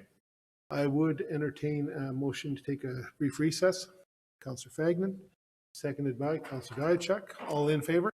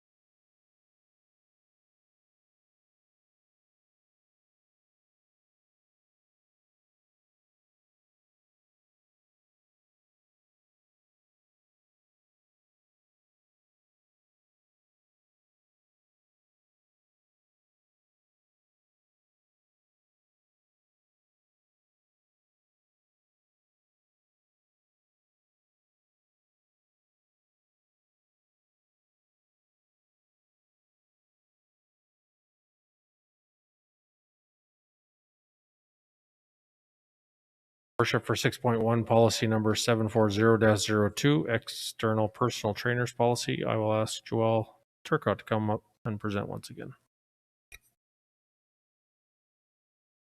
Good afternoon. I'm here to provide committee with the draft external personal training policy 740-02. The current private training services policy requires updates. The external personal training policy outlines the guidelines and oversight for external personal trainers and external fitness instructors who provide their service to the clients within city facilities. And I do want to apologize, there is a slight error and I skipped over it. It's not for hiring, it's just oversighting external personal trainers, not staff. These updates will assist in providing more clarity to those wishing to provide their personal training or fitness instruction services within a city facility without being an employee of the city. The external personal training policy outlines rules and expectations, training and certification, permitting and licensing, insurance requirements. Again, this is a policy that's being updated. Ensure quality and responsible and personal training and fitness instructing for clients within the city facility and provide guidelines for the city managing any concerns. Options that the committee accept this report as information and that external personal training policy be brought forward to future regular council meeting for decision. 2, that the committee requests more information and that the external personal trainers policy be brought forward to future regular council meeting for decision. And 3, that the committee requests more information, the external personal trainer policy be brought forward to future governance priority and committee meeting. With that, I will open up for any questions. Thank you, Your Worship. I just was curious if you engaged with the personal trainers who are already working in facility as you were developing this policy. Yeah, our staff up in the Service Sports and Fitness Center would have worked with some of those personal trainers. It's a little bit personal trainers, external personal trainers are come and go a little bit. They're very much come and go. We haven't seen one full one that just stays there long term. Seems like we get 6 or 7 a year, and then following year it's 7. Okay. And did you establish the rates that they'll pay already? Sorry? Have the rates that they'll pay to be a personal trainer in the facility been established? We started working on that. Of course, it's Okay. not on our fees and charges policy, as this wouldn't be new. But the concept right now would be that they'd have to pay a 1-year membership of the fitness center plus $200 for administrative purposes. Okay, thank you. Thanks, Joelle. So 2 things. One is that I was reading through this. One of the things that I am aware of is that personal trainers are not standardized in terms of the training and the expectation across the province. So you can get anything from NAIT to SAIT to McEwen to online. And so, I mean, is there any way we can regulate that at all? Or do we want to regulate it at all? I don't know. I guess my concern would be is that if you went online and did all the online training, I would suspect that you're likely not going to have as in-depth a program. And I guess maybe that's the buyer beware. So I don't know whether you want to comment on that or not. Yeah, the highest standard of personal training would be called your CSEP. And that's what you'd probably get at SAIT and NAIT and those kind of things. Or if you have a 4-year kinesiology degree, you'd be able to get that. The way we monitor that is we have a supervisor of fitness at the Service Sports Center who researches these items, make sure that these items are. And usually we go, if they're a national recognized personal training certification, we'd allow it. Pretty much what we do is if we'd allow it for our own staff, we'd allow it for external. And we would have to draw the line at sometimes. I could provide a list if you needed it, but I don't have a list with me today. Yeah, I'm not interested in the list. I just, again, just are we aware of that and are we managing it? And that's what I'm hearing is happening. The only other question I had is on 4.9, that the policy shall co-name the city and or any person, firm or corporation designated by the city as additional named insured on the policy. So why would we need to be co-named on there? Because I think our own liability, doesn't it end with just the equipment in the room? Yeah, that's an insurance. I know that our insurance provider asks us all the time for leaseholders and renters and user groups to have us co-insured. So that's been a staple of our insurance policy. I don't know if I'm the complete person to answer that question. I'm sorry, I missed the question. No, just it says on here in 4.9 that, so if I'm a trainer, I pay my membership and I go in, and if I was going to train Joelle and I wanted to train there, I'd have to have an insurance policy, which I get because of my own personal liability as a trainer. But then it also asks that the city be co-named on there. So why would the city have to have some, it seems to me when you sign on there, there must be some liability.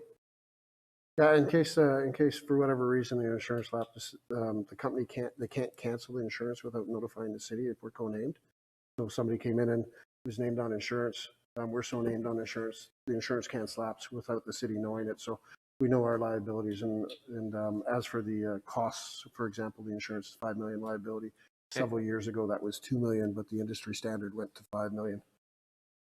So then if my insurance is pulled, they would let the city know, and they would say, no, you can't train here anymore. That's correct. Okay, good. Thank you for that. Thank you, City Clerk. Councilor Torson. Thank you, Your Worship. I think my question as far as 5 million liability got answered. It still seems like I understand that it's the city's insurance kind of team that's saying, yeah, 5 million is now the standard. It just seems crazy to me. When I was working in another world, that it only went up for construction projects up to 5 million from 2 million just the last 2 years ago. And now for personal trainers is at 5 million as well. So it's just, more as a comment, kind of crazy that it would go up that high for that type of activity. Yeah, just to add some, I actually asked that same question to my fitness personnel. Her CSEP qualification, which again is the highest, also asked for a 5 million. So that's something that's nationally recognized as well, is that 5 million spot. So it's not just our insurance that has suggested that, it's also these certifications that have also suggested that amount. That's where that amount came from. Thanks, Joelle. Anything to add to that, City Clerk? Yeah, I would just add that 5 million is pretty standard insurance across the industry now and across recreation, and I'd look for the executive manager to provide comments as well. I would just agree with that comment from the city clerk. It's pretty standard. It also helps identify those with valid certifications. Kind of to the question that Councillor Diachuk was asking, if you're going to get that insurance, you're certified and you're taking your job fairly seriously as a trainer, as opposed to someone who would take an online course and then do it as a hobby or a side business, I guess.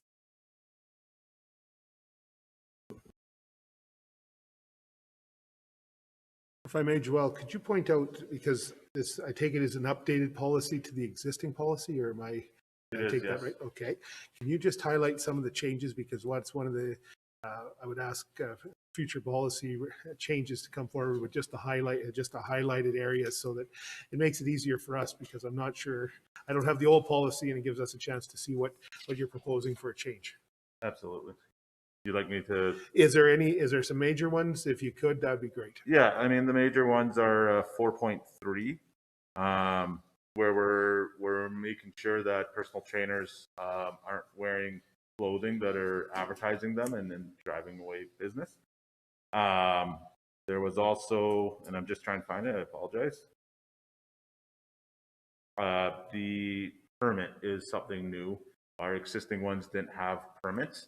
Okay. This one, we're asking them to make sure that that we are in knowledge that they have a permit. It's just us making sure we know when their personal training is on the floor and that they are qualified. So those are the two specific ones. And when I come back to council, I can make sure those all of them are highlighted for you. If you wouldn't mind, please, that'd Absolutely. be great. Okay. No, and I think both very valid points. I think that that's the decorum, I guess, would be the proper word to use. City Clerk, did you have a comment? Oh, okay. And from that perspective, and then also that making sure that the permit and business license and everything is in place. So, any other, City Clerk? Just a further comment on insurance. So this insurance is for the personal trainers and for the business that they're running in their facility. If a group was to come in and build birdhouses and do a one-off build house, they would be covered under the city's community group insurance. So just to provide that separation clarity, so that they're running a business here. If we were to invite a group in to run a program building a birdhouse as an example, they would be covered under the city's insurance and would not require to get the 5 million. So it's really a one-off type thing versus someone making, and because there is a business involved, there's financial transaction with that kind of They're information. in fact running a business. Any other questions or comments? Councillor Thorson. Thank you, Your Worship. Just generally a comment. I think it's good that we're bringing this back and updating it and getting some of these things put into it. Just basically because, you know, there's nothing wrong with the city having competition even within its own facilities. It's a good thing. The more users we have of our facilities, the better. And the more health and fitness that people are doing in our community, the better. The other thing is I think it's important as council and as the city playing its role in protecting the public within our own facilities as well and ensuring that we have standards. So just good to see that we've got an updated set of standards that will help to protect the public. Thank you. Thanks, Councillor. Anything else? Councillor Whiting. Thank you. And I assume whoever is building this is also looking into other facilities in other municipalities. Is this somewhat standard to other municipalities? And yeah, it's about 50-50 split, to be honest with you. 50% have something similar to this, 50% just say no personal training allowed at all external. So there's a decision that we made that we wanted to allow external personal trainers in. They bring memberships. There is a positive to that. But for the ones that have, this is very similar. yeah, I'm happy to have a personal trainer policy internal of our facilities. I think it's a great thing. I think it's something that could provide an opportunity or something over and above other facilities in Lloydminster. So I'm happy with that. I just, you know, as somebody who should probably utilize one and not know the ins and outs of these sort of things, I don't know what I don't know. So just trying to figure out if there's anything that we're missing in here that would be incorporated into another municipality's best practices or policy that I'm again, my question again was on the 5 million, and I thought that was huge, but it's been answered. So just, yeah, I guess I don't know what I don't know. And if there was other examples, I think that would be beneficial. And again, to what his worship had said, you know, they're having it come to us with either the highlighted changes or, you know, at least I did go online and see the old one was 2009, I think it was. So did go back and forth a little bit to see what the differences were. And I'm happy with this, but it would be nice to see that come at the same time here, just to have it referenced in eScribe too.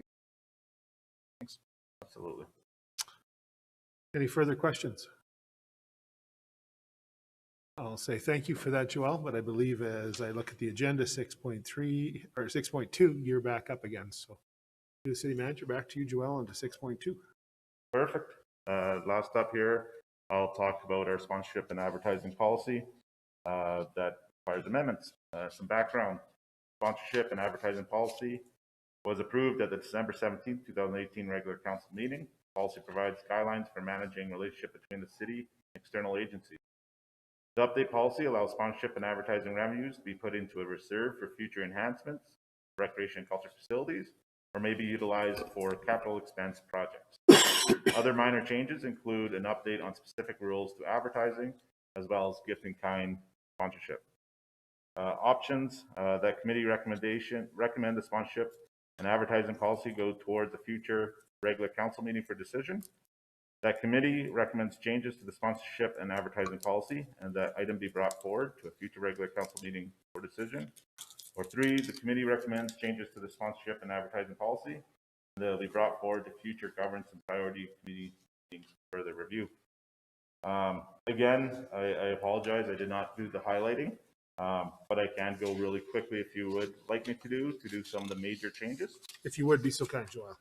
Absolutely. So under, sorry, I'll just go really slow here.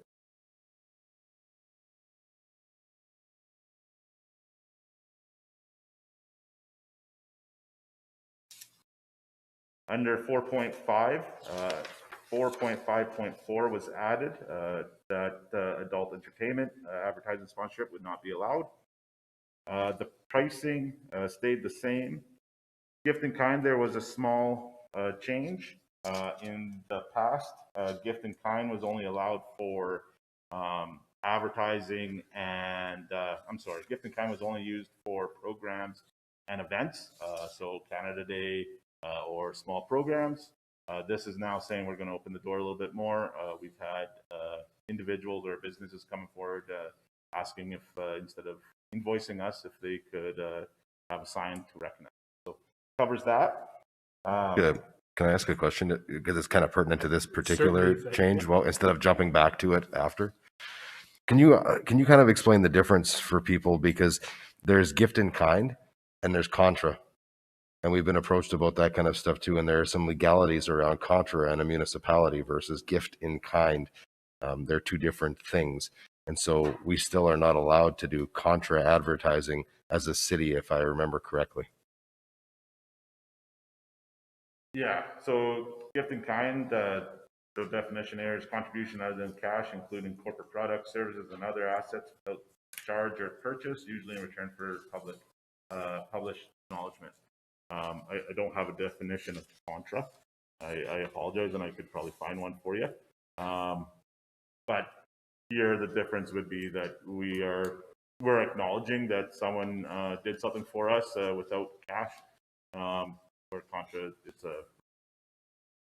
I would have to look that up, and I could answer that question better next time. I apologize. Yeah, the contra side is, money changing hands back and forth, and I just don't remember what the rule is on the municipality, but there is one that doesn't allow us to do that portion reciprocally, I guess is what I'm getting at. So just to make sure people were clear on what that actually was, because it could be taken either way. Do you have an example? Yeah, so if the city said, okay, we're going to buy $5,000 worth of newspaper advertising, and then the newspaper said, well, no, but we're going to do $5,000 with this, and checks go back and forth, and it's a little different than straight gift in kind. And there's some rule around it from a municipality that we talked about under a different thing a few years ago. I just don't remember what it is. I'll look to executive manager. Please go ahead. Councillor Buckingham, we can do a little bit more research and make sure we understand the difference and that it's clarified in the policy so that there's no ambiguity around in kind. Yeah, because I think if we're reviewing this policy and doing the update, it's something we need to look at for sure. Not a problem. Thank you. The other change, if I can. Certainly, please go on, Joel. On 7 is probably the biggest change. Prior to this policy, all revenues related to sponsorship advertising would go into our general account to help with cost recovery of the buildings. This is actually changing that. Programming and events should still be allocated that way, but advertising sponsorship revenues for other items besides programming and events, so anything you see on the walls, naming, would go into a reserve, and that reserve, the idea of that reserve is to help enhance recreation and culture buildings. By enhancements, I don't mean by just helping brick and mortar or a pump or anything like this. This would be an actual enhancement, spray park feature, pool feature, kind of something that helps draw more people in.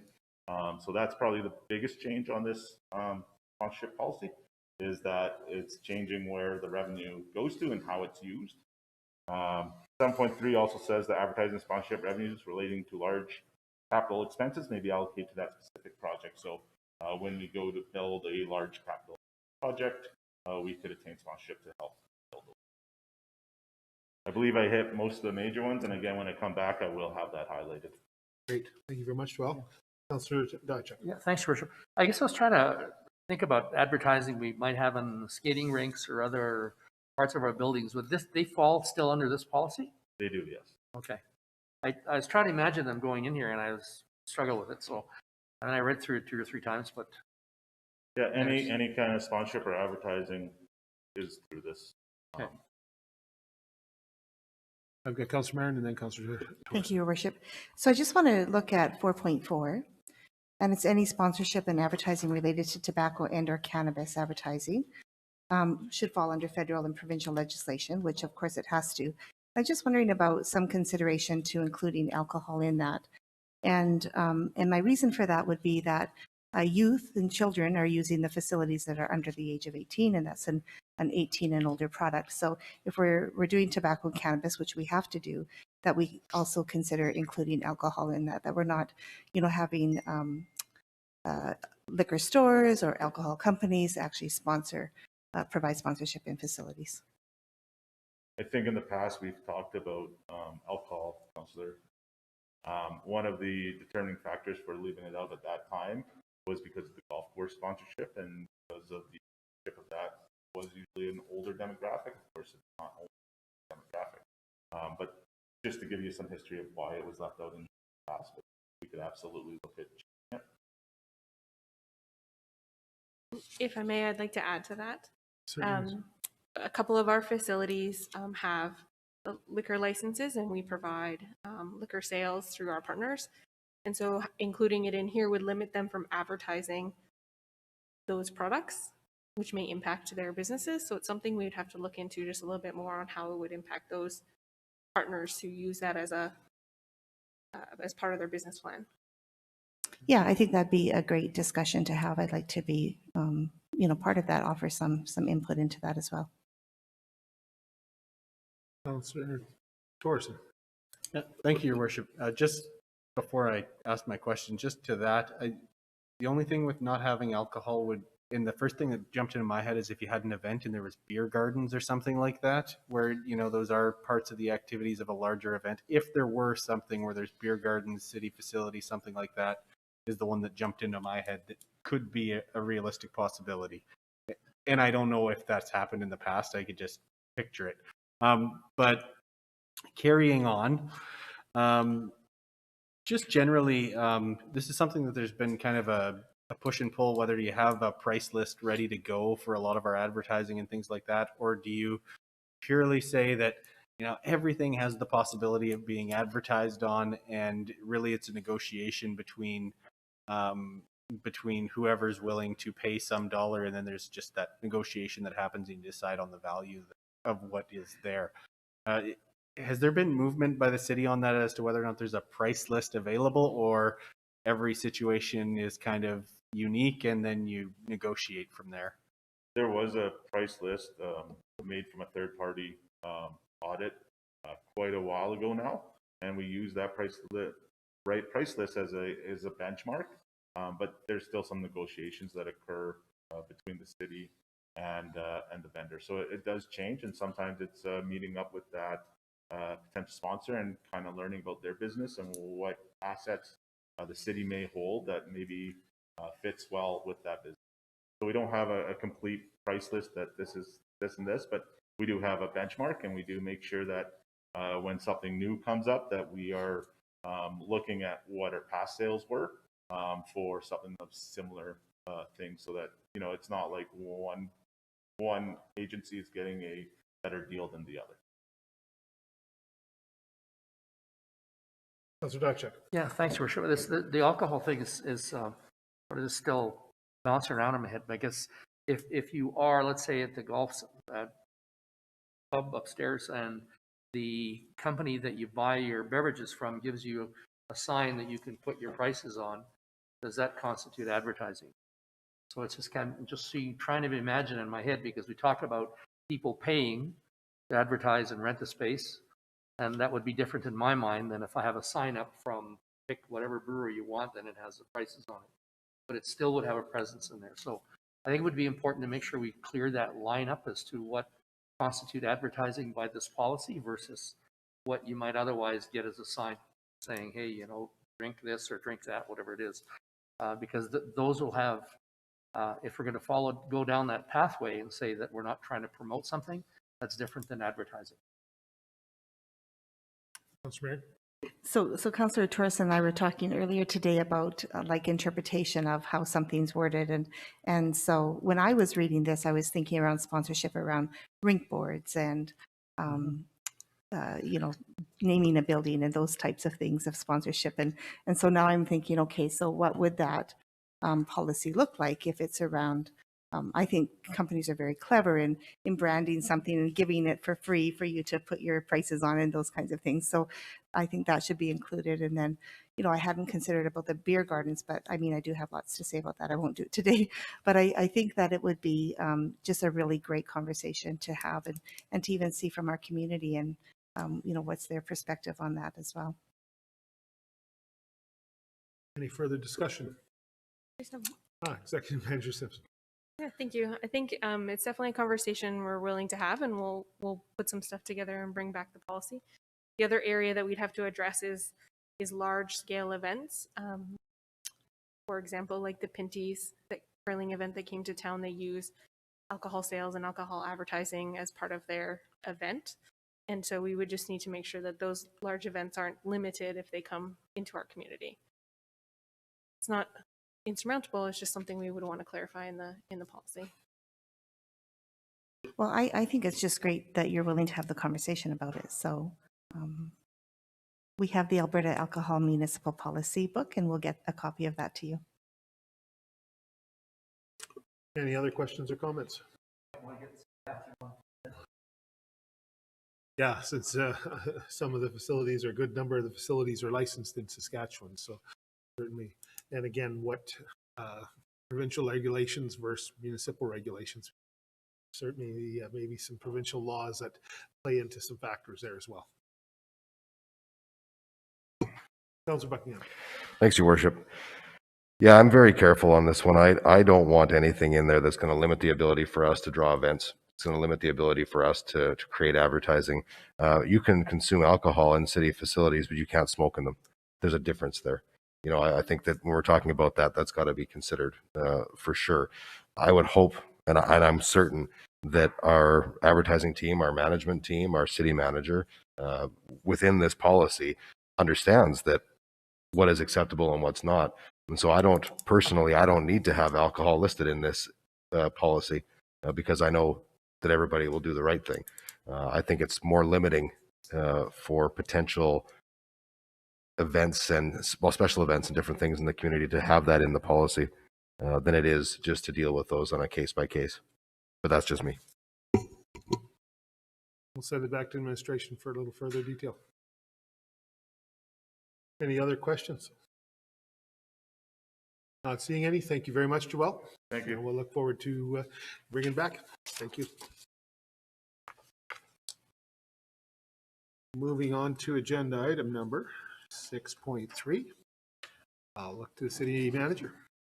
Thank you, Your Worship. For 6.3, draft letter of compliance policy, I will ask Roxanne Short to come forward and present.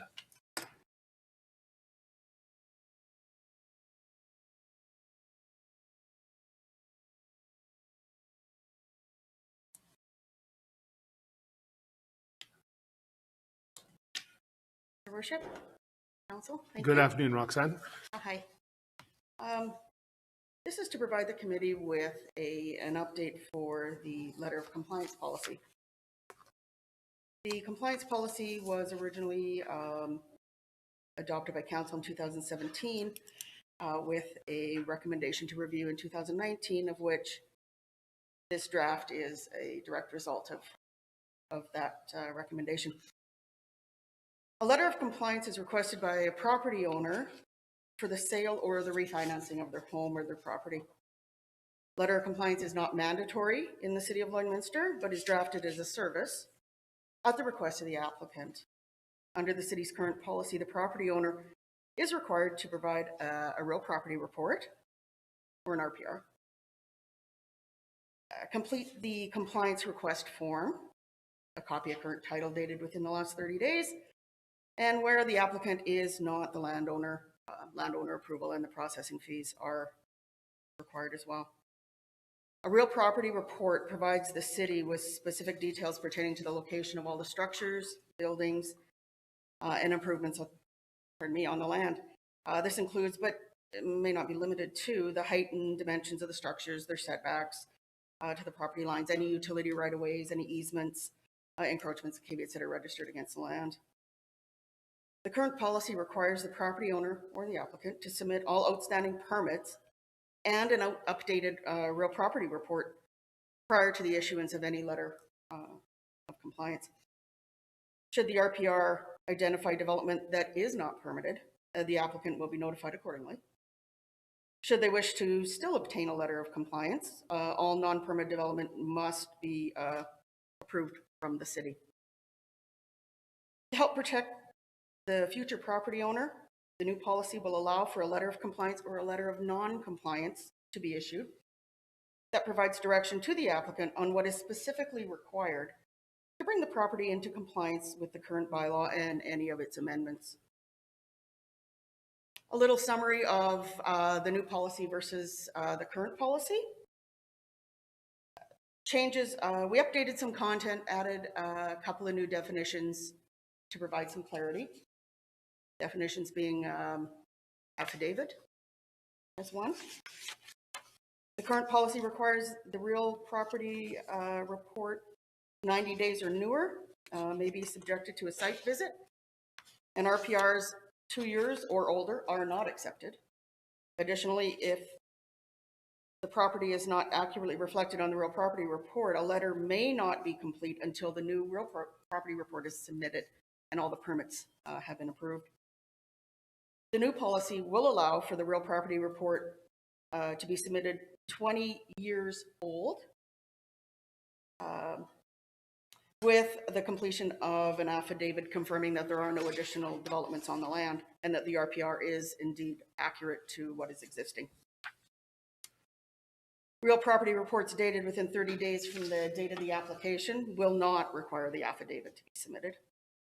This affidavit will put the full responsibility on the property owner or the applicant to ensure that the information supplied on the RPR is current. We removed the legal nonconforming section, as this will be identified in a letter if it's applicable. With the new policy, a letter of non-compliance will be created with recommendations on how to bring the property into compliance, whereas the current policy requires the permit process to be completed prior to the issuance of a letter. The property owner will have 90 days, as compared to 30, to correct any noted deficiencies, and a new letter will be drafted upon request at no additional charge. Administration believes that through the review of the best practices of other municipalities and with some past concerns submitted, that these changes to the policy will make the letter of compliance process more efficient, smoother, and less restrictive to the property owner and to administration. And I'm open for questions. Thank you, Roxanne. Questions or comments? Councillor Diachuk. Thanks, Worship. What's the cost for letter? $150. $150.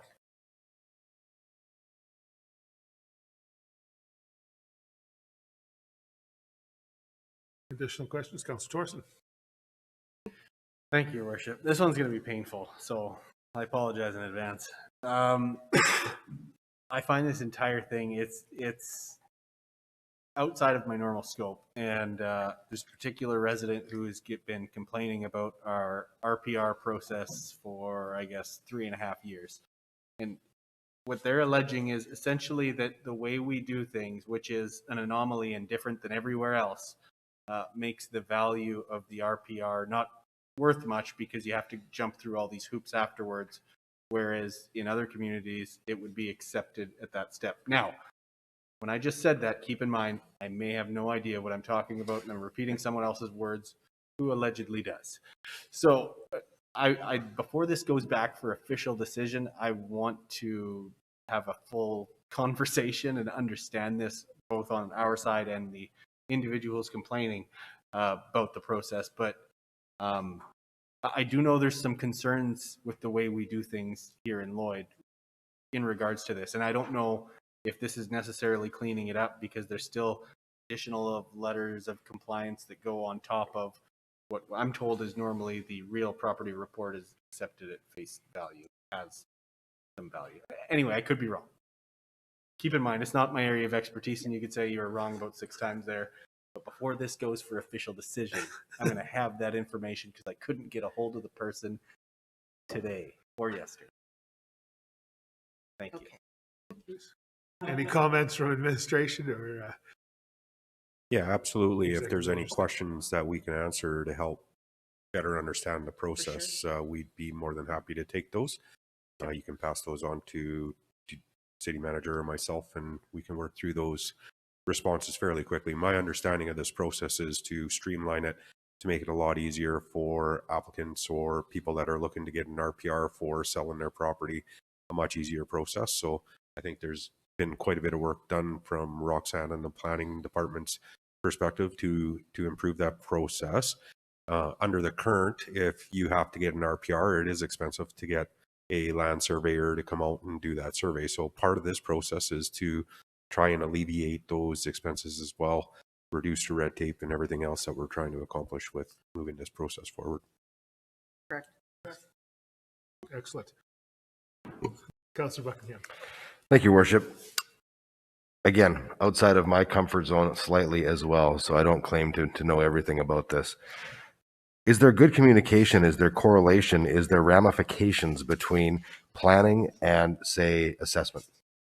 So if somebody goes for this and you guys go in there and say, oh, geez, you guys did $30,000 worth of renos in this place, what's the correlation to taxes, to assessment, to all of those things? If we're going to do these site visits potentially or any of that stuff, is there is there consequences for you if you go for one of these and be found missing a bunch of stuff?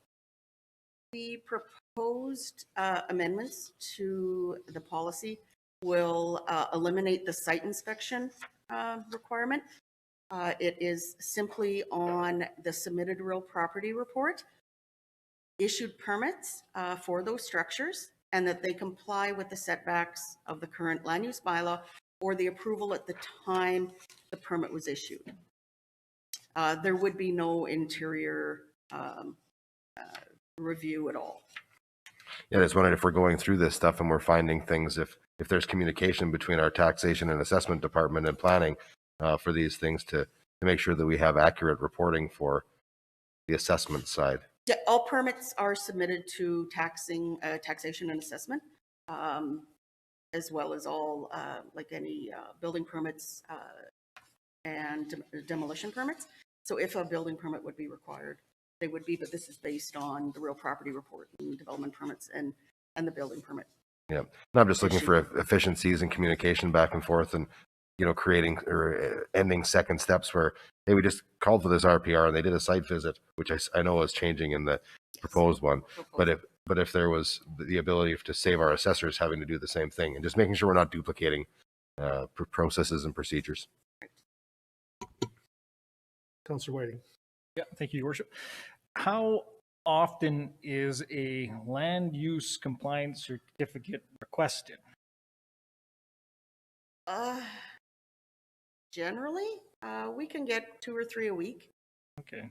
It's not a lot, but it's at least a couple that's going to... Right. Typically, when you're selling your house or you're refinancing, yeah, that's the biggest push. Okay.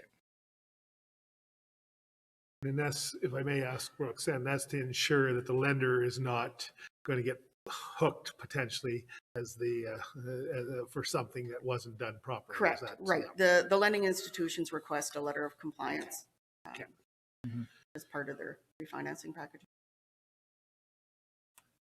I appreciate going back up to 20 years, because if you have a real property report and nothing's changed, bring it forward and it's pretty much stamp, bang, and away we move on. So from that perspective, but I think that helps. Again, there's always, it's a combination of buyer beware and all sorts of other things that comes into this, and we get stuck in the middle because we're asked to prove that what they're saying is true. So it's really what this letter is that not what the case is? Pardon me? We are asked to be really to confirm what they're saying is true. That's what the letter really confirms. Right. Okay. Any other questions or comments? Just so then further to Jonathan's, Councillor Torzen's comments, you've had a individual that has spoken up as that, and I guess have you received complaints from residents about this process? We have received concerns from a specific industry. Okay. Or 2 industries, yeah, with respect to how the process is today, which has developed or formed several of the changes within the new proposed policy. Okay. And I guess I just feel confident that I haven't had a request. I haven't heard anything from a general public, so I'm going to rely on anybody others that have, and yourselves with the knowledge that this is now more efficient and better, that I'm, this is a good thing, and I don't know what I don't know, again, in this situation. So I appreciate the work that has gone into it, and yeah, happy that it's Right. Thank you. Thank you. We do believe that this is a huge step forward from what it was. Any further discussion or comments? Sounds good. I think Councillor Thorson will be following up with you, and we can move this forward. Absolutely. Thank you very much, Roxanne. Thank you. Thank you. Oh, Sorry, sounds- that's once I figure out what's wrong and what the issue Okay. is. So For sure. All right. For sure. Thank you. might take me a minute. No problem. Earning your work, and so forth. So thank you very much, Councillor. Moving on to 6.4, and I'll look to City Manager. Thank you, Worship. For 6.4, proposed permanent road closure application, Block 3, Plan 5690S. I will ask Anthony Andre to come forward and present.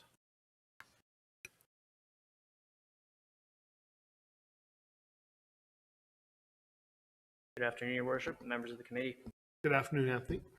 The purpose of this report is to provide the committee with information pertaining to a permanent road closure application received affecting the lane located within Block 3, Plan number 5690S. The purpose of the lane closure is to sell the land to adjacent property owners.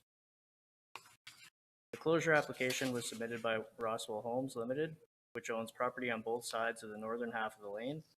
The request is being made to mitigate unsafe and non-essential vehicular traffic from shortcutting behind their property. The application involves the remaining portion of the lane within Block 3, most of which had been previously closed to consolidate to allow redevelopment within the area. The lane currently serves 3 landowners who have been contacted as part of the 21-day referral period, which ends March 24th. Notice of the application has been sent to 11 adjacent property owners, internal departments, and external agencies, and will be advertised March 11th and 18th in the Meridian Source to solicit comment. After the referral period ends and consultation with affected parties is complete, a draft bylaw and recommendation can be presented to council. Should the application be successful, the lands will be sold and consolidated with the adjacent properties. The sale price will be determined as per the land sale policy number 630-01. If approved, the future land use concept within the municipal development plan will be amended by the administration to identify the former right-of-way area as commercial, consistent with the surrounding properties. The subject lands will also carry the C2 Highway Corridor Commercial District, consistent with the abutting properties within the land use bylaw. Thank you. Thank you, Anthony. Questions or comments? Councillor Whiting. Thank you. In favor of this, I think it is a safety hazard for sure, and it would benefit the property owners in this. What happens if we do the road closure and one of the property owners doesn't care to purchase that little piece of land that's in behind their property? Yeah, so the purpose, obviously, of doing the consultation is to determine whether or not there are any issues caused by this. If we determine that there was problems affecting an existing property, we would likely recommend that closure not be approved. Okay. Thank you. Councillor Dutcher. Thanks, Your Worship. I think the only thing that when I look at this that I have a question about is that if I look at the property just to the west there, and if somebody wanted to develop the property, how would they have access going in? So there's a bit of a silent voice, or does that limit the potential of development on that property in any way? And I don't have answers to those questions because I don't know. I mean, I don't know what would go in that area, what business would want to go in. But if we close those lanes, would it in fact limit the capacity for that property to move, to be developed in any particular way? That property owner has been contacted as per our referral process. As of this date, I haven't heard anything back. However, that property has been consolidated with the remainder of that block. Okay. So I wouldn't anticipate that there should be any impacts to further development. Okay. So to this point, Anthony, there has been nothing registered against the suggested what's being proposed here at this time? At this time, no. We have heard a few responses, but nothing negative. Any other questions of council? Well, thank you, Anthony. We'll look forward to My apologies. Executive Manager Stang. Yeah, I just wanted to make sure Councillor Whiting's question was answered. I guess not fully. Just what it, and I guess you may not hear any negative from any of those property owners, but if, because I am quite positive that Rossville will want to buy that little piece behind theirs, but what about the other property owners, and that are they, if they don't feel it's worthwhile to fork out the money for that little chunk of land, what happens then? Does it stay in our name but is closed? We would be faced with a couple of options. One would be to close a portion of the lane, which typically isn't something that we prefer to do, but it's an option to look at.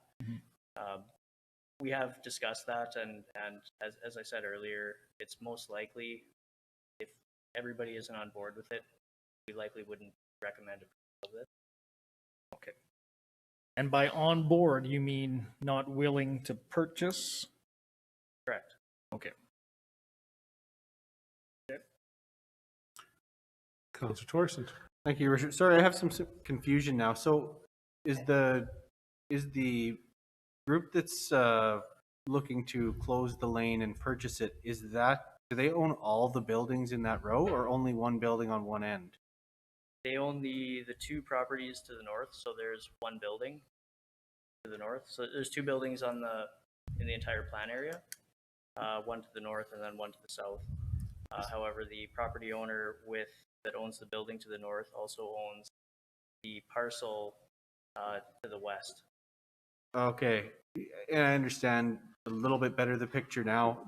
I guess the question would be, would the building on the north be able to impede access to building on the south by purchasing the lane? Because if the lane is right up to the back of their building, could they close that lane and impede access if you needed to get goods in and out or something along those lines? And that's where the concern, I guess, would be. But I guess they would address that internally, and whether you have any concerns or not, they'd bring them forward. Yeah, you're referring to the building on the north? Well, the building on the south is the one that's just some other business that's Correct. not. Yeah, so would their access on the west side of their building be impeded if they decided to close the lane? That's like if they have an exit, can they use it still on the south or on the west side of their building? That's what we're intending on determining through the referral process. Again, should there be a problem like that would occur from the road closure, we likely would not proceed with it. Okay, thank you. Yeah, I think they have parking access on the back. So if they accessed it from 41st Street, you can just drive in and park in the back. So their building doesn't go all the way to the very back part of the lane. So there's a space between the building and the lane itself. So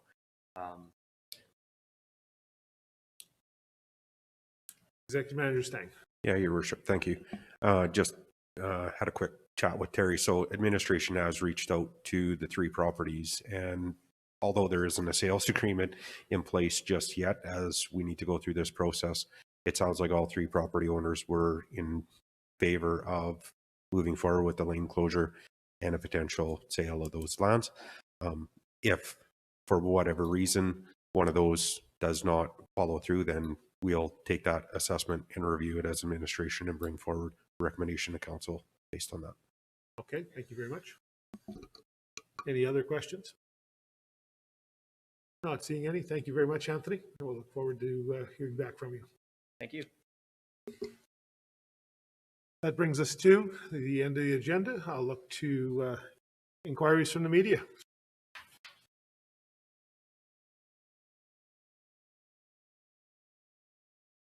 Thank you very much. I'll look for a motion to recess. Councillor Diachuk, seconded by Councillor Marin. Now, all in favor? Opposed? Carried.